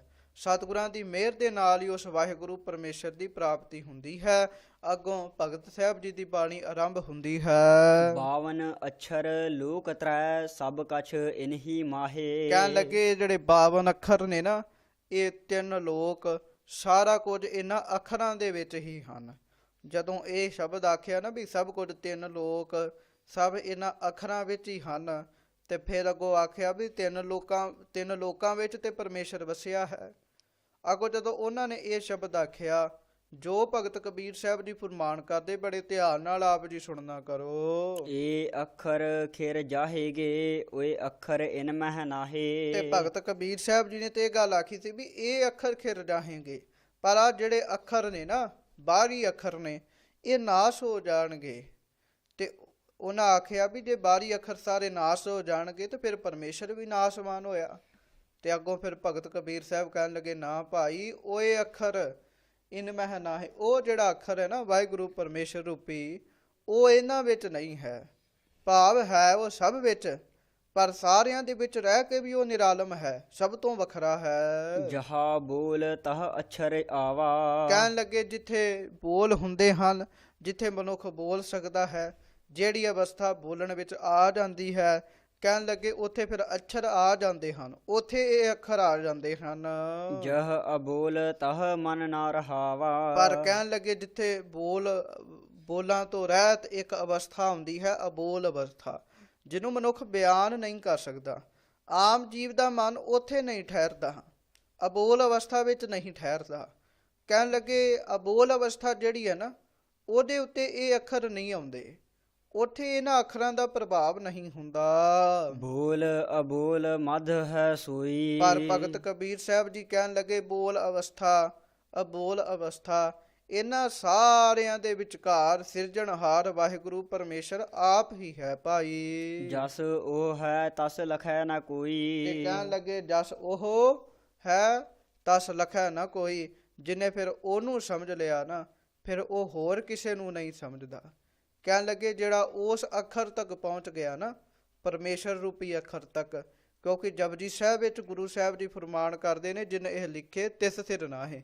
ਜਿਨੇ ਇਹ ਸਾਰੇ ਅੱਖਰ ਲਿਖੇ ਨੇ ਨਾ, ਇਹ ਅੱਖਰ ਉਹਦੇ ਉੱਤੇ ਨਹੀਂ ਕਾਨੂੰਨ ਬਣਾਉਂਦੇ, ਇਹ ਉਹਦੇ ਹੇਠਾਂ ਹੀ ਨੇ। ਇਹ ਜਿਹੜੇ ਅੱਖਰ ਨੇ ਨਾ, ਭਗਤ ਸਾਹਿਬ ਜੀ ਫਰਮਾ ਰਹੇ ਨੇ, ਇਹ ਜਿਹੜੇ ਅੱਖਰ ਨੇ ਇਹ ਪਰਮੇਸ਼ਰ ਉੱਤੇ ਲਾਗੂ ਨਹੀਂ ਹੁੰਦੇ, ਪਰਮੇਸ਼ਰ ਦੇ ਸਰੂਪ ਉੱਤੇ ਲਾਗੂ ਨਹੀਂ ਹੁੰਦੇ। ਇਹ ਬਚਨ ਤਾਂ ਬੋਲਿਆ ਹੈ। ਦੂਸਰਾ ਜਿਹੜੀ ਅਬੋਲ ਅਵਸਥਾ ਹੈ, ਉਹਦੇ ਵਿੱਚ ਵੀ ਵਾਹਿਗੁਰੂ ਪਰਮੇਸ਼ਰ ਆਪ ਹੀ ਹੈ। ਪਰ ਕਹਿਣ ਲੱਗੇ ਫਿਰ ਵੀ ਜਿਹੜਾ ਪਰਮੇਸ਼ਰ ਨੂੰ ਸਮਝ ਜਾਂਦਾ ਹੈ ਨਾ, ਜਦੋਂ ਉਸ ਅੱਖਰ ਤੱਕ ਪਹੁੰਚ ਜਾਂਦਾ ਹੈ, ਫਿਰ ਉਹ ਕਿਸੇ ਹੋਰ ਅੱਖਰ ਨੂੰ ਨਹੀਂ ਸਮਝਦਾ। ਅਲਹ ਲਹੋ ਤਉ ਕਿਆ ਕਹੋ, ਕਹੋ ਤਾ ਕੋ ਉਪਕਾਰ। ਕਹਿਣ ਲੱਗੇ ਜੇ ਮੈਂ ਅੱਲਾ ਨੂੰ ਸਮਝ ਵੀ ਲਵਾਂ, ਅੱਲਾ ਨੂੰ ਲੱਖ ਵੀ ਲਵਾਂ, ਕਹਿਣ ਲੱਗੇ ਫਿਰ ਵੀ ਮੈਂ ਕੀ ਕਹਿ ਸਕਦਾ ਹਾਂ ਉਹਦੇ ਬਾਰੇ। ਤਉ ਕਿਆ ਕਹੋ, ਕਹੋ ਤਾ ਕੋ ਉਪਕਾਰ। ਜੇ ਮੈਂ ਕਹਿ ਵੀ ਲਵਾਂ ਤੇ ਕੋਈ ਵੱਡਾ ਉਪਕਾਰ ਨਹੀਂ ਹੈ। ਬਟਕ ਬੀਜ ਮਹਿ ਰਵ ਰਹਿਓ, ਜਾ ਕੋ ਤੀਨ ਲੋਕ ਵਿਸਥਾਰ। ਕਹਿਣ ਲੱਗੇ ਜਿਸ ਤਰ੍ਹਾਂ ਬੋੜ ਦੇ ਬੀਜ ਵਿੱਚ ਬੋੜ ਆਪ ਵਸਦਾ ਹੈ। ਵੇਖੋ ਹੁਣ ਬੀਜ ਨਿੱਕਾ ਜਿਹਾ ਹੁੰਦਾ ਬੋੜ ਦਾ, ਬੋੜ ਉਸ ਬੀਜ ਵਿੱਚ ਵਸਦਾ ਹੈ। ਅਗਾਂਹ ਬੋੜ ਤੋਂ ਕਿੰਨੇ ਬੀਜ ਪੈਦਾ ਹੋ ਜਾਂਦੇ ਨੇ, ਉਹਨਾਂ ਬੀਜਾਂ ਵਿੱਚ ਫਿਰ ਬੋੜ ਵਸਦਾ ਹੈ। ਕਹਿਣ ਲੱਗੇ ਇਸੇ ਤਰ੍ਹਾਂ ਨਾ ਜੀ, ਜਿਹਨੇ ਤਿੰਨ ਲੋਕਾਂ ਦਾ ਵਿਸਥਾਰ ਕੀਤਾ ਵਾਹਿਗੁਰੂ ਪਰਮੇਸ਼ਰ, ਉਹ ਆਪ ਤਿੰਨਾਂ ਲੋਕਾਂ ਵਿੱਚ ਵਸ ਰਿਹਾ ਹੈ। ਮੈਂ ਉਹਦਾ ਕੀ ਵਿਸਥਾਰ ਕਰ ਸਕਦਾ ਹਾਂ। ਅਲਹ ਲਹੰਤਾ ਭੇਦ ਛੈ, ਕਛ ਕਛ ਪਾਇਓ ਭੇਦ। ਕਹਿਣ ਲੱਗੇ ਕਛ ਕੁਛ ਮੈਨੂੰ ਕੁਛ ਭੇਦ ਤੇ ਪਤਾ ਲੱਗੇ, ਵੇਦ ਪੜ੍ਹ ਕੇ, ਵੱਡੇ ਵੱਡੇ ਗ੍ਰੰਥ ਪੜ੍ਹ ਕੇ ਕੁਛ ਉਹਦੇ ਭੇਦ ਪਤਾ ਲੱਗ ਗਏ ਸਤਿਗੁਰਾਂ ਤੋਂ, ਗੁਰਾਂ ਤੋਂ। ਪਰ ਕਹਿਣ ਲੱਗੇ ਫਿਰ ਜਿਹੜੇ ਮੈਨੂੰ ਅੱਲਾ ਪਤਾ ਲੱਗ ਹੀ ਗਿਆ ਨਾ, ਫਿਰ ਵੀ ਜਦੋਂ ਮੈਂ ਉਹਦੇ ਤੱਕ ਪਹੁੰਚ ਸਕਿਆ, ਇਹ ਜਿੰਨੇ ਵੀ ਭੇਦ ਸਨ, ਜਿੰਨੇ ਵੀ ਭਰਮ ਸਨ, ਕਹਿਣ ਲੱਗੇ ਉਹ ਸਾਰੇ ਖਤਮ ਹੋ ਗਏ, ਉਹ ਸਾਰੇ ਹੀ ਕਿਰ ਗਏ। ਉਲਟ ਭੇਦ ਮਨ ਵੇਦਿਓ, ਪਾਇਓ ਅਭੰਗ ਅਛੇਦ। ਮੈਂ ਉਹਨਾਂ ਭੇਦਾਂ ਤੋਂ ਮੇਰੀ ਅਵਸਥਾ ਉਲਟ ਹੋ ਗਈ ਤੇ ਉਪਦੇਸ਼ ਵਿੱਚ ਮੇਰਾ ਮਨ ਵੇਧਿਆ ਗਿਆ, ਨਾਮ ਦੇ ਵਿੱਚ ਮੇਰਾ ਮਨ ਵੇਧਿਆ ਗਿਆ, ਵਿੰਨਿਆ ਗਿਆ। ਉਹ ਅਭੰਗ ਵਾਹਿਗੁਰੂ ਪਰਮੇਸ਼ਰ, ਉਹ ਅਛੇਦ ਵਾਹਿਗੁਰੂ ਪਰਮੇਸ਼ਰ ਫਿਰ ਮੈਨੂੰ ਪ੍ਰਾਪਤ ਹੋ ਗਿਆ। ਤੁਰਕ ਤਰੀਕਤ ਜਾਣੀਐ, ਹਿੰਦੂ ਵੇਦ ਪੁਰਾਨ। ਭਾਈ ਜਿਹੜਾ ਉਹ ਵਾਹਿਗੁਰੂ ਪਰਮੇਸ਼ਰ ਹੈ, ਤੁਰਕ ਲੋਕ ਤਰੀਕਤ ਅਨੁਸਾਰ ਹੀ ਉਹਨੂੰ ਜਾਣਦੇ ਹਨ। ਜੋ ਉਹਨਾਂ ਦੇ ਰੂਲ ਰੈਗੂਲੇਸ਼ਨ ਬਣੇ ਹਨ, ਉਸੇ ਵਿੱਚ ਰਹਿ ਕੇ ਹੀ ਉਹਨੂੰ ਜਾਣਦੇ ਹਨ। ਔਰ ਜਿਹੜੇ ਹਿੰਦੂ ਲੋਕ ਹਨ, ਉਹ ਵੇਦ ਪੁਰਾਣ ਇਹ ਪੜ੍ਹ ਕੇ ਹੀ ਪਰਮੇਸ਼ਰ ਨੂੰ ਜਾਣਦੇ ਹਨ। ਮਨ ਸਮਝਾਵਨ ਕਾਰਨੇ, ਕਛੂਅਕ ਪੜੀਐ ਗਿਆਨ। ਪਰ ਇਹ ਸਾਰਾ ਗਿਆਨ ਪੜ੍ਹੀ ਜਾਂਦੇ ਨੇ, ਮਨ ਉੱਤੇ ਅਸਰ ਕੋਈ ਨਹੀਂ ਪੈਂਦਾ। ਭਗਤ ਜੀ ਕਹਿ ਰਹੇ ਨੇ ਵੀ ਭਾਈ ਮਨ ਨੂੰ ਸਮਝਾਉਣ ਵਾਸਤੇ ਕੁਝ ਗਿਆਨ ਪੜ੍ਹਨਾ ਸੀਗਾ। ਭਾਈ ਜੇ ਗਿਆਨ ਪੜ੍ਹਨਾ ਹੈ, ਤਰੀਕਤ ਨੂੰ ਪੜ੍ਹਨਾ ਹੈ, ਵੇਦਾਂ ਪੁਰਾਣਾਂ ਨੂੰ ਪੜ੍ਹਨਾ ਹੈ, ਤੇ ਮਨ ਨੂੰ ਸਮਝਾਉਣ ਵਾਸਤੇ ਪੜ੍ਹਨਾ ਹੈ। ਮਨ ਸਮਝਾਵਨ ਕਾਰਨੇ ਕਛੂਅਕ ਪੜ੍ਹੀਐ ਗਿਆਨ। ਕੁਛ ਗਿਆਨ ਜਿਹੜਾ ਪੜ੍ਹਨਾ ਹੈ ਉਹ ਮਨ ਨੂੰ ਸਮਝਾਉਣ ਵਾਸਤੇ ਪੜ੍ਹਨਾ ਹੈ। ਜੇ ਮਨ ਹੀ ਨਹੀਂ ਸਮਝਿਆ ਤੇ ਕਹਿਣ ਲੱਗੇ ਫਿਰ ਇਹਨਾਂ ਗਿਆਨ ਪੜਨ ਦਾ ਕੀ ਲਾਭ ਹੈ। ਓੰਕਾਰ ਆਦ ਮੈਂ ਜਾਣਾ। ਫਿਰ ਉਹ ਅੱਖਰ ਰਾਹੀਂ ਓੰਕਾਰ ਵਾਹਿਗੁਰੂ ਪਰਮੇਸ਼ਰ ਦੀ ਉਸਤਤ ਕਰ ਰਹੇ ਨੇ ਭਗਤ ਜੀ। ਕਹਿਣ ਲੱਗੇ ਉਹ ਵਾਹਿਗੁਰੂ ਪਰਮੇਸ਼ਰ ਓੰਕਾਰ ਹੈ, ਭਾਵ ਸਾਰੀਆਂ ਥਾਵਾਂ ਤੇ ਫੈਲਿਆ ਹੋਇਆ ਹੈ। ਸ਼ੁਰੂ ਤੋਂ ਹੀ ਮੈਂ ਉਸ ਨੂੰ ਹੀ ਜਾਣਿਆ ਹੈ। ਧਰਤੀ ਦੇ ਆਦ ਤੇ ਵੀ ਉਹ ਸੀ, ਮੈਂ ਉਸ ਨੂੰ ਹੀ ਸਮਝਿਆ ਹੈ। ਲਿਖ ਅਰ ਮੇਟੈ ਤਾਹੇ ਨਾ ਮਾਨਾ। ਭਾਈ ਲਿਖ ਅਰ ਮੇਟੈ ਤਾਹੇ ਨਾ ਮਾਨਾ, ਨਾ ਉਹ ਲਿਖਿਆ ਜਾ ਸਕਦਾ ਹੈ, ਨਾ ਉਹ ਮੇਟਿਆ ਹੀ ਜਾ ਸਕਦਾ ਹੈ। ਉਸੇ ਨੂੰ ਹੀ ਮੈਂ ਚੰਗੀ ਤਰ੍ਹਾਂ ਮੰਨ ਲਿਆ ਹੈ। ਉਹ ਲਿਖਣ ਵਿੱਚ ਨਹੀਂ ਆਉਂਦਾ, ਉਹ ਮੇਟਣ ਵਿੱਚ ਨਹੀਂ ਆਉਂਦਾ। ਜੋ ਉਸਨੇ ਲਿਖ ਦਿੱਤਾ, ਜੋ ਉਸਨੇ ਮੇਟ ਦਿੱਤਾ, ਉਹਨੂੰ ਦੁਬਾਰਾ ਫਿਰ ਕੋਈ ਲਿਖ ਨਹੀਂ ਸਕਦਾ। ਤੇ ਜੋ ਵਾਹਿਗੁਰੂ ਪਰਮੇਸ਼ਰ ਨੇ ਲਿਖ ਲਿਆ, ਉਹਨੂੰ ਫਿਰ ਕੋਈ ਮੇਟ ਨਹੀਂ ਸਕਦਾ। ਓੰਕਾਰ ਲਖੈ ਜਾਓ ਕੋਈ। ਭਾਈ ਜੇ ਕੋਈ ਉਸ ਓੰਕਾਰ ਵਾਹਿਗੁਰੂ ਪਰਮੇਸ਼ਰ ਨੂੰ ਸਮਝ ਲਵੇ, ਜੋ ਉਸ ਪਰਮੇਸ਼ਰ ਨੂੰ ਲਖਣਾ ਕਰੇ, ਸੋਈ ਲਖ ਮੇਟਣਾ ਨਾ ਹੋਈ। ਉਹੋ ਹੀ ਸਮਝ ਆਉਂਦਾ ਹੈ। ਫਿਰ ਉਹ ਇੱਕ ਵਾਰ ਸਮਝ ਆ ਜਾਵੇ ਤੇ ਫਿਰ ਉਹ ਮੇਟਣਾ ਨਾ ਹੋਈ, ਫਿਰ ਉਹ ਮਿਟਦਾ ਨਹੀਂ ਹੈ। ਕੱਕਾ ਕਿਰਨ ਕਮਲ ਮਹਿ ਪਾਵਾ। ਕੱਕੇ ਅੱਖਰ ਦੇ ਰਾਹੀਂ ਭਗਤ ਕਬੀਰ ਸਾਹਿਬ ਜੀ ਫਰਮਾਨ ਕਰ ਰਹੇ ਨੇ। ਕਹਿਣ ਲੱਗੇ ਜਿਸ ਤਰ੍ਹਾਂ ਸੂਰਜ ਦੀਆਂ ਕਿਰਨਾਂ ਕਮਲ ਉੱਤੇ ਪੈਂਦੀਆਂ ਨੇ, ਇਸੇ ਤਰ੍ਹਾਂ ਭਾਈ ਗੁਰਾਂ ਦਾ ਉਪਦੇਸ਼ ਰੂਪੀ ਕਿਰਨਾਂ ਮੇਰੇ ਹਿਰਦੇ ਰੂਪੀ ਕਮਲ ਉੱਤੇ ਪਈਆਂ। ਸਸ ਬਿਗਾਸ ਸੰਪਟ ਨਹੀਂ ਆਵਾ। ਪਰ ਸਾਧ ਸੰਗਤ ਜੀ, ਜਿਹੜਾ ਆਮ ਕਮਲ ਹੈ, ਜਦੋਂ ਚੰਦਰਮਾ ਦੀਆਂ ਕਿਰਨਾਂ ਉਹਦੇ ਉੱਤੇ ਪੈਂਦੀਆਂ ਹਨ ਤੇ ਉਹ ਸੰਪਟ ਜਾਂਦਾ ਹੈ, ਉਹ ਬੰਦ ਹੋ ਜਾਂਦਾ ਹੈ। ਪਰ ਕਹਿਣ ਲੱਗੇ ਫਿਰ ਵਿਕਾਰਾਂ ਦੀਆਂ ਕਿਰਨਾਂ ਜਿੰਨੀਆਂ ਮਰਜ਼ੀ ਪੈਣ ਹਾਂ, ਇਹ ਇੱਕ ਵਾਰੀ ਖੇਡਦਾ ਹੈ, ਬਾਅਦ ਵਿੱਚ ਇਹ ਮਿਟਦਾ ਨਹੀਂ ਹੈ, ਇਹ ਬਾਅਦ ਵਿੱਚ ਬੰਦ ਨਹੀਂ ਹੁੰਦਾ। ਅਰ ਜੇ ਤਹਾ ਕੁਸਮ ਰਸ ਪਾਵਾ। ਕਹਿਣ ਲੱਗੇ ਫਿਰ ਵੀ ਜਦੋਂ ਖੇਡਦਾ ਹੈ ਨਾ ਕਮਲ ਫੁੱਲ, ਉਹਦੇ ਵਿੱਚ ਰਸ ਪੈਂਦਾ ਹੈ। ਕਹਿਣ ਲੱਗੇ ਇਸੇ ਤਰ੍ਹਾਂ ਗੁਰਾਂ ਦੇ ਉਪਦੇਸ਼ ਨਾਲ ਮੇਰਾ ਹਿਰਦਾ ਖਿੜ ਗਿਆ। ਅਰ ਜੇ ਤਹਾ ਕਹਿਣ ਲੱਗੇ ਫਿਰ ਉਸ ਹਿਰਦੇ ਰੂਪੀ ਘਰ ਵਿੱਚ ਕੁਸਮ ਰਸ ਆਵਾ। ਜਿਵੇਂ ਫੁੱਲ ਵਿੱਚ ਰਸ ਆਉਂਦਾ ਹੈ, ਉਵੇਂ ਇਹਦੇ ਵਿੱਚ ਨਾਮ ਰਸ ਆ ਗਿਆ ਹੈ। ਅਕਹ ਕਹਾ ਕਹਿ ਕਾ ਸਮਝਾਵਾ। ਕਹਿਣ ਲੱਗੇ ਭਾਈ ਉਹ ਵਾਹਿਗੁਰੂ ਪਰਮੇਸ਼ਰ ਜੋ ਹੈ ਉਹ ਅਕਹ ਹੈ, ਭਾਵ ਉਹ ਕਹਿਣ ਵਿੱਚ ਨਹੀਂ ਆਉਂਦਾ। ਤੁਹਾਨੂੰ ਮੈਂ ਕੀ ਕਹਿ ਕੇ ਸਮਝਾਵਾਂ ਵੀ ਉਹ ਪਰਮੇਸ਼ਰ ਇਸ ਤਰ੍ਹਾਂ ਦਾ ਹੈ। ਵਾਕਿਆ ਸਾਧ ਸੰਗਤ ਦੀ ਇਹ ਜਿਹੜੀ ਭਗਤ ਬਾਣੀ ਹੈ ਨਾ, ਇਹ ਅਗਾਧ ਬੋਧ ਦੀ ਹੈ। ਸਤਿਗੁਰਾਂ ਦੀ ਬਾਣੀ ਵੀ ਹੈ ਅਗਾਧ ਬੋਧ, ਪਰ ਭਗਤਾਂ ਨੇ ਇਹਦੇ ਵਿੱਚ ਬਹੁਤ ਸਾਰੀਆਂ ਕੁੰਡੀਆਂ, ਬੜੀਆਂ ਆਪਣੇ ਮਨ ਦੀਆਂ ਅਵਸਥਾਵਾਂ ਖੋਲੀਆਂ ਹਨ। ਇਸ ਕਰਕੇ ਕਹਿਣ ਲੱਗੇ ਜਿਹੜਾ ਰਸ ਹੈ ਨਾ ਅੱਗੋਂ ਜਿਹੜਾ ਆਉਂਦਾ, ਉਹ ਅਕਹਿ ਰਸ ਹੈ। ਤੁਹਾਨੂੰ ਮੈਂ ਕਿਹੜਾ ਰਸ ਕਹਿ ਕੇ ਸਮਝਾਵਾਂ। ਖੱਖਾ ਇਹ ਖੋੜ ਮਨ ਆਵਾ। ਫਿਰ ਭਗਤ ਕਬੀਰ ਸਾਹਿਬ ਜੀ ਖੱਖੇ ਅੱਖਰ ਦੇ ਰਾਹੀਂ ਮਨ ਨੂੰ ਉਪਦੇਸ਼ ਦੇ ਰਹੇ ਨੇ। ਹੇ ਮੇਰੇ ਮਨਾ, ਖੱਖਾ ਇਹ ਖੋੜ ਮਨ ਆਵਾ। ਕਹਿਣ ਲੱਗੇ ਆ ਜਿਹੜਾ ਮਨ ਹੈ ਨਾ, ਇਹ ਖੋੜ ਵਿੱਚ ਆਵੇ, ਇਹ ਟਿਕਾ ਵਿੱਚ ਆਵੇ। ਜੋ ਪਹਿਲਾ ਅਰਥ ਮਹਾਂਪੁਰਖ ਦੱਸਦੇ ਨੇ ਵੀ ਖੱਕੇ ਅੱਖਰ ਦੁਆਰਾ ਗੁਰੂ ਜੀ ਕਥਨ ਕਰਦੇ ਹਨ, ਜਿਸ ਗੁਰਮੁਖ ਦਾ ਮਨ ਬ੍ਰਹਮ ਰੂਪੀ ਖੋੜ ਵਿੱਚ ਆ ਗਿਆ, ਕਹਿਣ ਲੱਗੇ ਉਹ ਫਿਰ ਇੱਧਰ ਉੱਧਰ ਨਹੀਂ ਜਾਂਦਾ। ਬ੍ਰਹਮ ਰੂਪੀ ਗੁਫਾ ਵਿੱਚ ਇਸ ਮਨ ਨੂੰ ਟਿਕਾਉਣਾ ਕਰਨਾ ਹੈ। ਇਹ ਖੱਖੇ ਅੱਖਰ ਦੇ ਰਾਹੀਂ ਕਹਿ ਰਹੇ ਨੇ ਵੀ ਇਹ ਜਿਹੜਾ ਮਨ ਹੈ ਇਹ ਖੋੜ ਵਿੱਚ ਆਵੇ, ਗੁਫਾ ਵਿੱਚ ਆਵੇ। ਖੋੜੇ ਛਾੜ ਨਾ ਦਹਦ ਸੁਤਾਵਾ। ਫਿਰ ਜਦੋਂ ਖੋੜ ਵਿੱਚ ਆ ਜਾਂਦਾ ਹੈ, ਗੁਰਾਂ ਦੇ ਉਪਦੇਸ਼ ਰੂਪੀ ਗੁਫਾ ਵਿੱਚ ਆ ਜਾਂਦਾ ਹੈ, ਬ੍ਰਹਮ ਗੁਫਾ ਵਿੱਚ ਆ ਜਾਂਦਾ ਹੈ, ਫਿਰ ਇਹ ਦਸਾਂ ਦਿਸ਼ਾਵਾਂ ਵਿੱਚ ਨਹੀਂ ਧਾਮਦਾ, ਇਸ ਗੁਫਾ ਨੂੰ ਨਹੀਂ ਛੱਡਦਾ। ਜਿਵੇਂ ਗੁਰੂ ਅਮਰਦਾਸ ਸਾਹਿਬ ਜੀ ਵੀ ਫਰਮਾਨ ਕਰਦੇ ਨਾ, ਹਰ ਜੀਓ ਗੁਫਾ ਅੰਦਰ ਰੱਖ ਕੇ ਬਾਜਾ ਪਵਨ ਵਜਾਇਆ। ਅੰਦਰ ਗੁਫਾ ਹੈ, ਜਦੋਂ ਉਸ ਗੁਫਾ ਦੇ ਅੰਦਰ ਇਹ ਮਨ ਪਹੁੰਚ ਜਾਂਦਾ ਹੈ, ਫਿਰ ਦਸਾਂ ਦਿਸ਼ਾਵਾਂ ਵਿੱਚ ਨਹੀਂ ਭਟਕਦਾ। ਖਸਮ ਹੈ ਜਾਣ ਖਿਮਾ ਕਰ ਰਹਾ। ਕਹਿਣ ਲੱਗੇ ਫਿਰ ਜਿਹਨੇ ਖਸਮ ਨੂੰ ਮੁਕਤੀ ਆਨੰਦ ਦੇਣ ਵਾਲੇ ਵਾਹਿਗੁਰੂ ਪਰਮੇਸ਼ਰ ਨੂੰ ਜਾਣ ਲਿਆ, ਫਿਰ ਸਾਧ ਸੰਗਤ ਜੀ ਉਹ ਖਿਮਾ ਕਰ ਭਾਵ ਪਰਮੇਸ਼ਰ ਨੂੰ ਹੀ ਸਮਝਦਾ ਹੈ। ਉਹ ਫਿਰ ਹੋਰ ਕਿਸੇ ਨੂੰ ਵੀ ਨਹੀਂ ਮੰਨਦਾ। ਤਉ ਹੋਏ ਨਿਖਿਓ ਅਖੈ ਪਦ ਲਹੈ। ਤੇ ਫਿਰ ਨਾਲ ਹੀ ਇਹ ਆਖਿਆ ਵੀ ਤਉ ਹੋਏ ਨਖਿਓ ਅਪੈ ਪਦ ਲਹੈ। ਉਹ ਫਿਰ ਮਨੁੱਖ ਜਿਹੜਾ ਹੈ ਨਾ, ਉਹ ਅਖੈ ਪਦ ਹੀ ਪ੍ਰਾਪਤ ਕਰਦਾ ਹੈ। ਉਹਦੀ ਅਵਸਥਾ ਜਿਹੜੀ ਹੈ ਉਹ ਨਾਸ ਨਹੀਂ ਹੁੰਦੀ। ਅਖੈ ਪਦ ਦੀ ਪ੍ਰਾਪਤੀ ਉਹਨੂੰ ਹੁੰਦੀ ਹੈ ਜਿਹਦਾ ਮਨ ਖੋੜ ਵਿੱਚ ਆ ਜਾਵੇ। ਗੱਗਾ ਗੁਰ ਕੇ ਬਚਨ ਪਛਾਨਾ। ਗੱਗੇ ਅੱਖਰ ਦੇ ਰਾਹੀਂ ਭਗਤ ਸਾਹਿਬ ਜੀ ਫਰਮਾਨ ਕਰਦੇ ਨੇ, ਭਾਈ ਗੁਰਾਂ ਦੇ ਬਚਨ ਨੂੰ ਪਛਾਨਣਾ ਕਰੋ। ਦੂਜੀ ਬਾਤ ਨਾ ਧਰਾਈ ਕਾਨਾ। ਗੁਰੂ ਦੇ ਬਾਤ ਤੋਂ ਇਲਾਵਾ, ਗੁਰੂ ਦੇ ਬਚਨ ਤੋਂ ਇਲਾਵਾ ਸੰਸਾਰ ਦੀਆਂ ਹੋਰ ਗੱਲਾਂ ਜਿਹੜੀ ਦੂਜੀ ਬਾਤ ਵਿੱਚ ਹੀ ਆ ਜਾਂਦੀਆਂ ਹੈ, ਕਿਉਂਕਿ ਗੱਲ ਤਾਂ ਇੱਕੋ ਹੀ ਹੈ ਨਾ ਪਰਮੇਸ਼ਰ ਦੀ। ਬਾਕੀ ਜਿੰਨੀਆਂ ਵੀ ਗੱਲਾਂ ਨੇ ਉਹ ਦੂਜੀਆਂ ਗੱਲਾਂ ਹੀ ਨੇ। ਦੂਜੀਆਂ ਗੱਲਾਂ ਨੂੰ ਭਾਈ ਆਪਣੇ ਕੰਨਾਂ ਵਿੱਚ ਨਾ ਧਰਨਾ ਕਰੋ, ਉਹਨਾਂ ਨੂੰ ਆਪਣੇ ਕੰਨਾਂ ਰਾਹੀਂ ਨਾ ਸੁਣੋ। ਰਹੈ ਬਿਹੰਗਮ ਕਤਹਿ ਨਾ ਜਾਈ। ਬੇਹੰਗਮ ਜਿਸ ਤਰ੍ਹਾਂ ਪੰਛੀ ਵਾਹਿਗੁਰੂ ਉਹ ਆਪਣੇ ਰੁੱਖ ਤੇ ਹੀ ਰਹਿੰਦਾ ਹੈ, ਜਿੱਥੇ ਮਰਜ਼ੀ ਹੋ ਆਵੇ, ਪਰ ਟਿਕਾਣਾ ਉਹਦਾ ਆਪਣਾ ਰੁੱਖ ਹੀ ਹੈ, ਜਿਸ ਤਰ੍ਹਾਂ ਉਹ ਕਿਤੇ ਨਹੀਂ ਜਾਂਦਾ।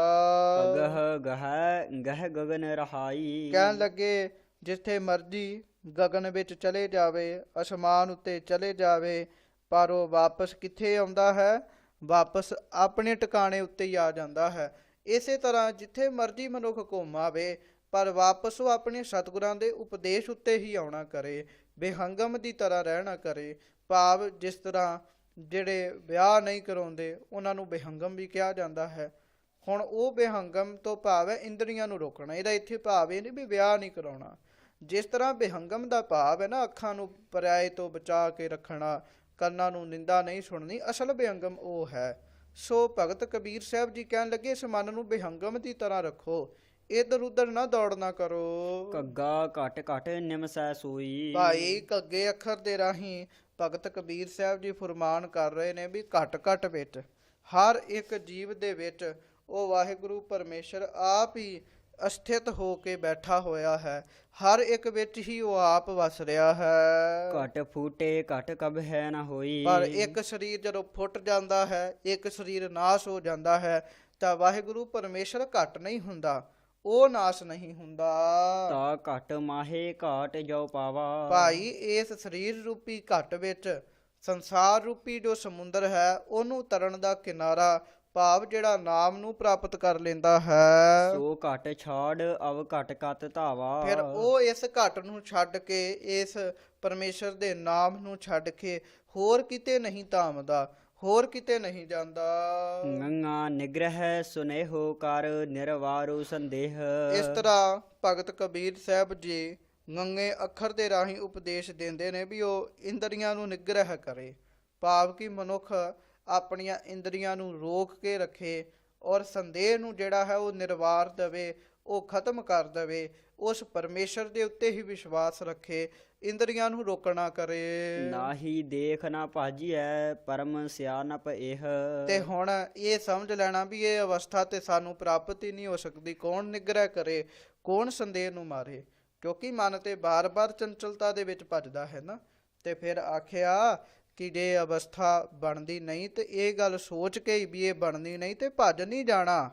ਪਰਮ ਸਿਆਣਪ ਇਹ ਅਸਲੀ ਸਿਆਣਪ ਹੈ ਵੀ ਲੱਗੇ ਹੀ ਰਹਿਣਾ ਹੈ, ਲੱਗੇ ਰਹਿਣਾ ਹੈ। ਇਹ ਨਹੀਂ ਵੀ ਜੇ ਸਾਡੇ ਕੋਲੋਂ ਇਹ ਗੱਲ ਨਹੀਂ ਬਣਨੀ ਤੇ ਗੱਲ ਨੂੰ ਸੋਚ ਸਮਝ ਕੇ ਹੀ ਭੱਜ ਜਾਣਾ ਹੈ। ਚੱਚਾ ਰਚਿਤ ਚਿਤਰ ਹੈ ਭਾਰੀ। ਅੱਗੋਂ ਭਗਤ ਕਬੀਰ ਸਾਹਿਬ ਜੀ ਚੱਚੇ ਅੱਖਰ ਦੇ ਰਾਹੀਂ ਉਪਦੇਸ਼ ਦੇ ਰਹੇ ਨੇ ਕਿ ਭਾਈ ਇਹ ਚੱਚਾ ਰਚਿਤ ਚਰਿੱਤਰ ਹੈ ਭਾਰੀ। ਇਹ ਸੰਸਾਰ ਰੂਪੀ ਚਰਿੱਤਰ ਜਿਹੜਾ ਕਿ ਬੜਾ ਭਾਰੀ ਚਰਿੱਤਰ ਹੈ, ਉਹਨੂੰ ਵਾਹਿਗੁਰੂ ਪਰਮੇਸ਼ਰ ਨੇ ਰਚਿਆ ਹੋਇਆ ਹੈ, ਬਣਾਇਆ ਹੋਇਆ ਹੈ। ਤਜ ਚਿਤਰੈ ਚੇਤਹੁ ਚਿਤਕਾਰੀ। ਪਰ ਬਹੁਤ ਸਾਰੇ ਮਨੁੱਖ ਇਸ ਸੰਸਾਰ ਵਿੱਚ ਹੀ ਆਪਣਾ ਧਿਆਨ ਲਾ ਲੈਂਦੇ ਹਨ, ਸੰਸਾਰ ਵਿੱਚ ਹੀ ਚੇਤਾ ਜੋੜੀ ਬੈਠੇ ਨੇ। ਭਗਤ ਕਬੀਰ ਸਾਹਿਬ ਜੀ ਕਹਿਣ ਲੱਗੇ ਭਾਈ ਇਹਨਾਂ ਚਿੱਤਰਾਂ ਨੂੰ ਛੱਡ ਦਿਓ, ਸੰਸਾਰ ਨੂੰ ਛੱਡ ਦਿਓ, ਵੱਖ-ਵੱਖ ਚਿੱਤਰਾਂ ਨੂੰ ਵੇਖਣਾ ਛੱਡ ਦਿਓ ਤੇ ਕੀ ਕਰੋ? ਚੇਤਹੁ ਚਿਤਕਾਰੀ, ਭਾਵ ਚਿਤਕਾਰੀ ਜਿਹਨੇ ਚਿੱਤਰ ਬਣਾਇਆ ਨਾ ਉਹਨੂੰ ਚੇਤੋ, ਉਹਨੂੰ ਯਾਦ ਕਰੋ।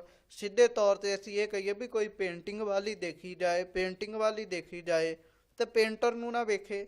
ਇਹੋ ਗੱਲ ਹੀ ਭਗਤ ਜੀ ਕਹਿ ਰਹੇ। ਉਹ ਕਹਿਣ ਲੱਗੇ ਪੇਂਟਿੰਗ ਨੂੰ ਛੱਡ ਦਿਓ, ਪੇਂਟਰ ਨੂੰ ਦੇਖਣਾ ਕਰੋ, ਚਰਿੱਤਰਕਾਰ ਨੂੰ ਚੇਤੇ ਕਰਨਾ ਕਰੋ। ਚਿੱਤਰ ਬਚਿੱਤਰ ਇਹ ਅਵਚੇਰਾ। ਕਹਿਣ ਲੱਗੇ ਪਰ ਝਮੇਲਾ ਹੀ ਇਹੋ ਹੈ ਵੀ ਆ ਜਿਹੜਾ ਚਰਿੱਤਰ ਹੈ ਨਾ, ਪਰਮੇਸ਼ਰ ਨੇ ਜਿਹੜਾ ਚਿੱਤਰ ਬਣਾ ਦਿੱਤਾ ਇਹ ਬੜਾ ਵਚਿੱਤਰ ਹੈ, ਬੜਾ ਹੋਰ ਹੀ ਪ੍ਰਕਾਰ ਦਾ ਹੈ। ਤਜ ਚਿਤਰੈ ਚਿਤਰਾਖ ਚਿਤੇਰਾ। ਫਿਰ ਵੀ ਭਾਈ ਇਸ ਚਿੱਤਰ ਨੂੰ ਛੱਡ ਦੇ ਕਹਿਣ ਲੱਗੇ ਤੇ ਚਿਤਰਾਖ ਚਿਤੇਰਾ।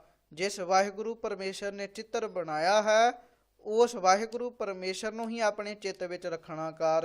ਛੱਛਾ ਇਹ ਛਤਰਪਤ ਪਾਸਾ। ਛੱਛੇ ਅੱਖਰ ਦੇ ਰਾਹੀਂ ਭਗਤ ਜੀ ਪ੍ਰਮਾਣ ਕਰ ਰਹੇ ਵੀ ਅਸਲੀ ਛਤਰਪਤ, ਅਸਲੀ ਰਾਜਾ ਤੇ ਵਾਹਿਗੁਰੂ ਪਰਮੇਸ਼ਰ ਆਪ ਹੀ ਹੈ। ਛੱਕ ਕੇ ਨਾ ਰਹੋ ਛਾੜ ਕੇ ਨਾ ਆਸਾ। ਭਾਈ ਉਸ ਵਾਹਿਗੁਰੂ ਪਰਮੇਸ਼ਰ ਨੂੰ ਕਿਉਂ ਨਹੀਂ ਤੁਸੀਂ ਜਪ ਰਹੇ? ਕਹਿਣ ਲੱਗੇ ਛਕ ਕੇ ਨਾ ਰਹੋ।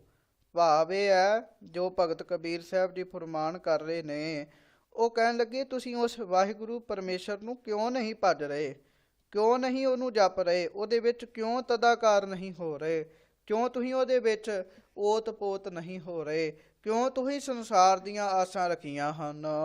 ਰੇ ਮਨ ਮੈਂ ਤਾਉ ਛਿਨ ਛਿਨ ਸਮਝਾਵਾ। ਹੇ ਮਨ, ਮੈਂ ਤਾਂ ਬਾਰ-ਬਾਰ ਇਸ ਨੂੰ ਸਮਝਾ ਰਿਹਾ ਹਾਂ, ਬਾਰ-ਬਾਰ ਇਸ ਨੂੰ ਕਹਿ ਰਿਹਾ ਹਾਂ ਵੀ ਹੇ ਮੇਰੇ ਮਨਾ ਆ ਜਾ, ਉਸ ਵਾਹਿਗੁਰੂ ਪਰਮੇਸ਼ਰ ਨੂੰ ਚੇਤੇ ਕਰ ਜਿਹਨੇ ਸਾਰਾ ਸੰਸਾਰ ਬਣਾਇਆ ਹੈ। ਤਾਹੇ ਛਾੜ ਕਤ ਆਪ ਵਧਾਵਾ।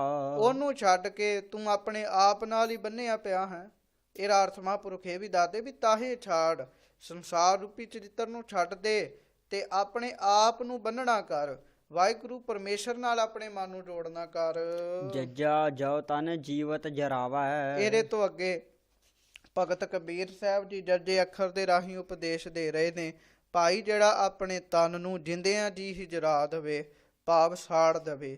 ਇਹਦਾ ਭਾਵ ਇਹ ਹੈ ਵੀ ਆਪਣੇ ਮਨ ਨੂੰ ਜਿੰਦਿਆਂ ਜੀ ਹੀ ਮਾਰ ਦੇਵੇ, ਭਾਵ ਆਪਣੇ ਮਨ ਦੇ ਹੰਕਾਰ ਨੂੰ ਜਿਹੜਾ ਦੂਰ ਕਰ ਦੇਵੇ।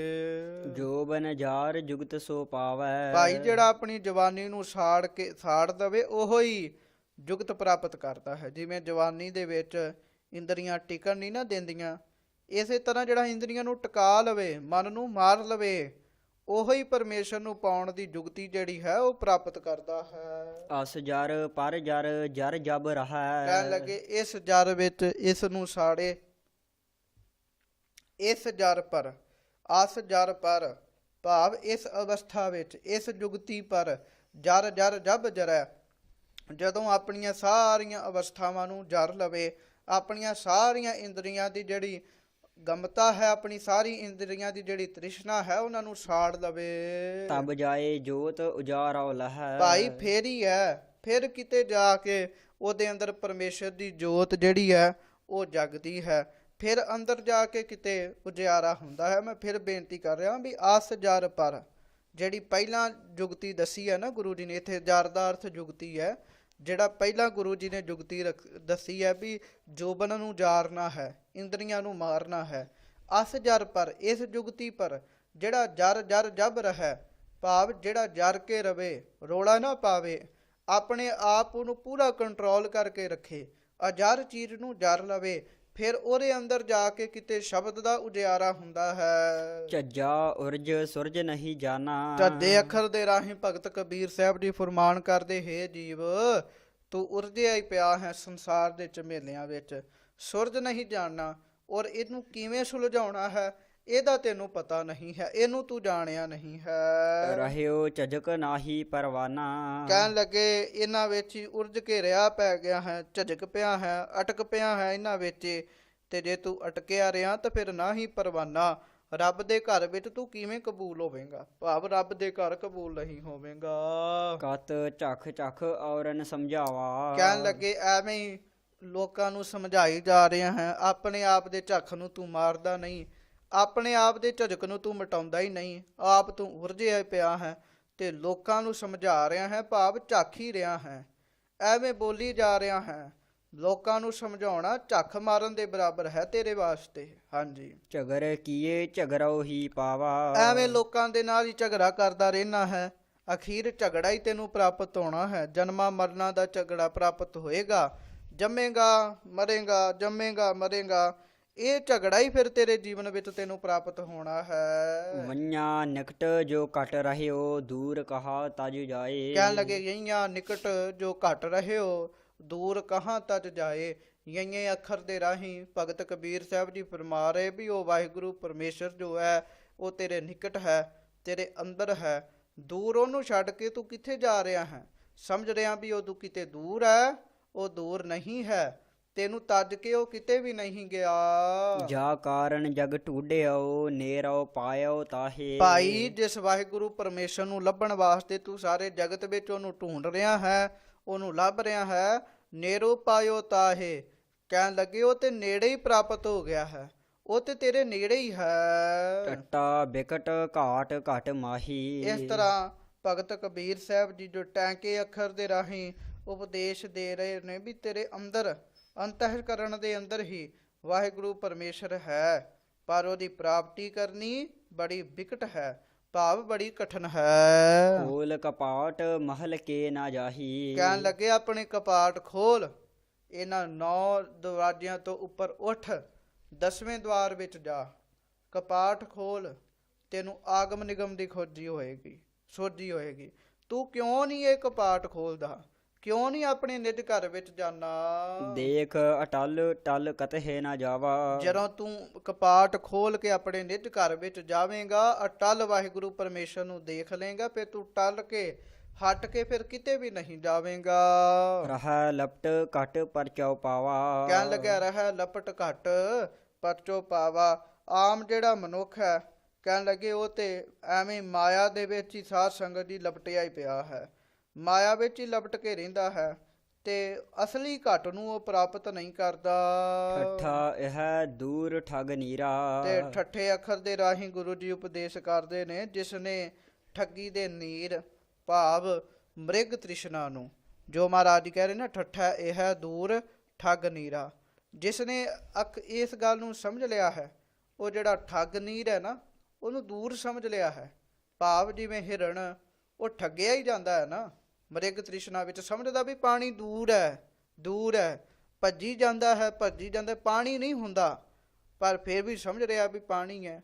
ਇਸ ਤਰ੍ਹਾਂ ਜਿਹੜਾ ਹਿਰਨ ਦੀ ਤਰ੍ਹਾਂ ਇਸ ਨੂੰ ਬਹੁਤ ਪਾਣੀ ਨੂੰ ਦੂਰ ਜਾਣਦਾ ਹੈ, ਮਾਇਆ ਨੂੰ ਦੂਰ ਜਾਣਦਾ ਹੈ। ਨੀਠ ਨੀਠ ਮਨ ਕੀਆ ਧੀਰਾ। ਫਿਰ ਉਹ ਕਹਿ ਦਿੰਦਾ ਹੈ ਹੌਲੀ ਹੌਲੀ, ਹੌਲੀ ਹੌਲੀ, ਕਹਿਣ ਲੱਗੇ ਆਪਣੇ ਮਨ ਨੂੰ ਧੀਰਜ ਦਿੰਦਾ ਹੈ, ਹੁਣ ਆ ਜਾਏਗਾ, ਹੁਣ ਆ ਜਾਏਗਾ। ਜਿਨ ਠੱਗ ਠਗਿਆ ਸਗਲ ਜਗ ਖਾਵਾ। ਕਹਿਣ ਲੱਗੇ ਇਸ ਤਰ੍ਹਾਂ ਫਿਰ ਜਿੰਨੇ ਵੀ ਹਿਰਨ ਹਨ ਉਹ ਇਸੇ ਠੱਗ ਵਿੱਚ ਠੱਗੇ ਰਹਿੰਦੇ ਨੇ। ਇਸੇ ਤਰ੍ਹਾਂ ਇਹ ਜਗਤ ਹੈ, ਉਹ ਵੀ ਸਾਧ ਸੰਗਤ ਦੀ ਮਾਇਆ ਨੇ ਠੱਗ ਹੀ ਲਿਆ ਹੈ, ਮਾਇਆ ਦੀ ਠੱਗੀ ਵਿੱਚ ਹੀ ਫਸਿਆ ਰਹਿੰਦਾ ਹੈ। ਸੋ ਠੱਗ ਠਗਿਆ ਠੌਰ ਮਨ ਆਵਾ। ਪਰ ਵਾਹਿਗੁਰੂ ਪਰਮੇਸ਼ਰ ਨੇ ਮਿਹਰ ਕਰਕੇ ਉਸ ਮਾਇਆ ਨੂੰ ਹੀ ਠੱਗ ਲਿਆ। ਕਹਿਣ ਲੱਗੇ ਫਿਰ ਮਨ ਹੋਰ ਕਿਤੇ ਨਹੀਂ ਗਿਆ, ਡੱਡਾ ਡਰ ਉਪਜੇ ਡਰ ਜਾਈ। ਮਨ ਨੂੰ ਠੌਰ ਆ ਗਿਆ, ਮਨ ਨੂੰ ਠਿਕਾਣਾ ਪ੍ਰਾਪਤ ਹੋ ਗਿਆ।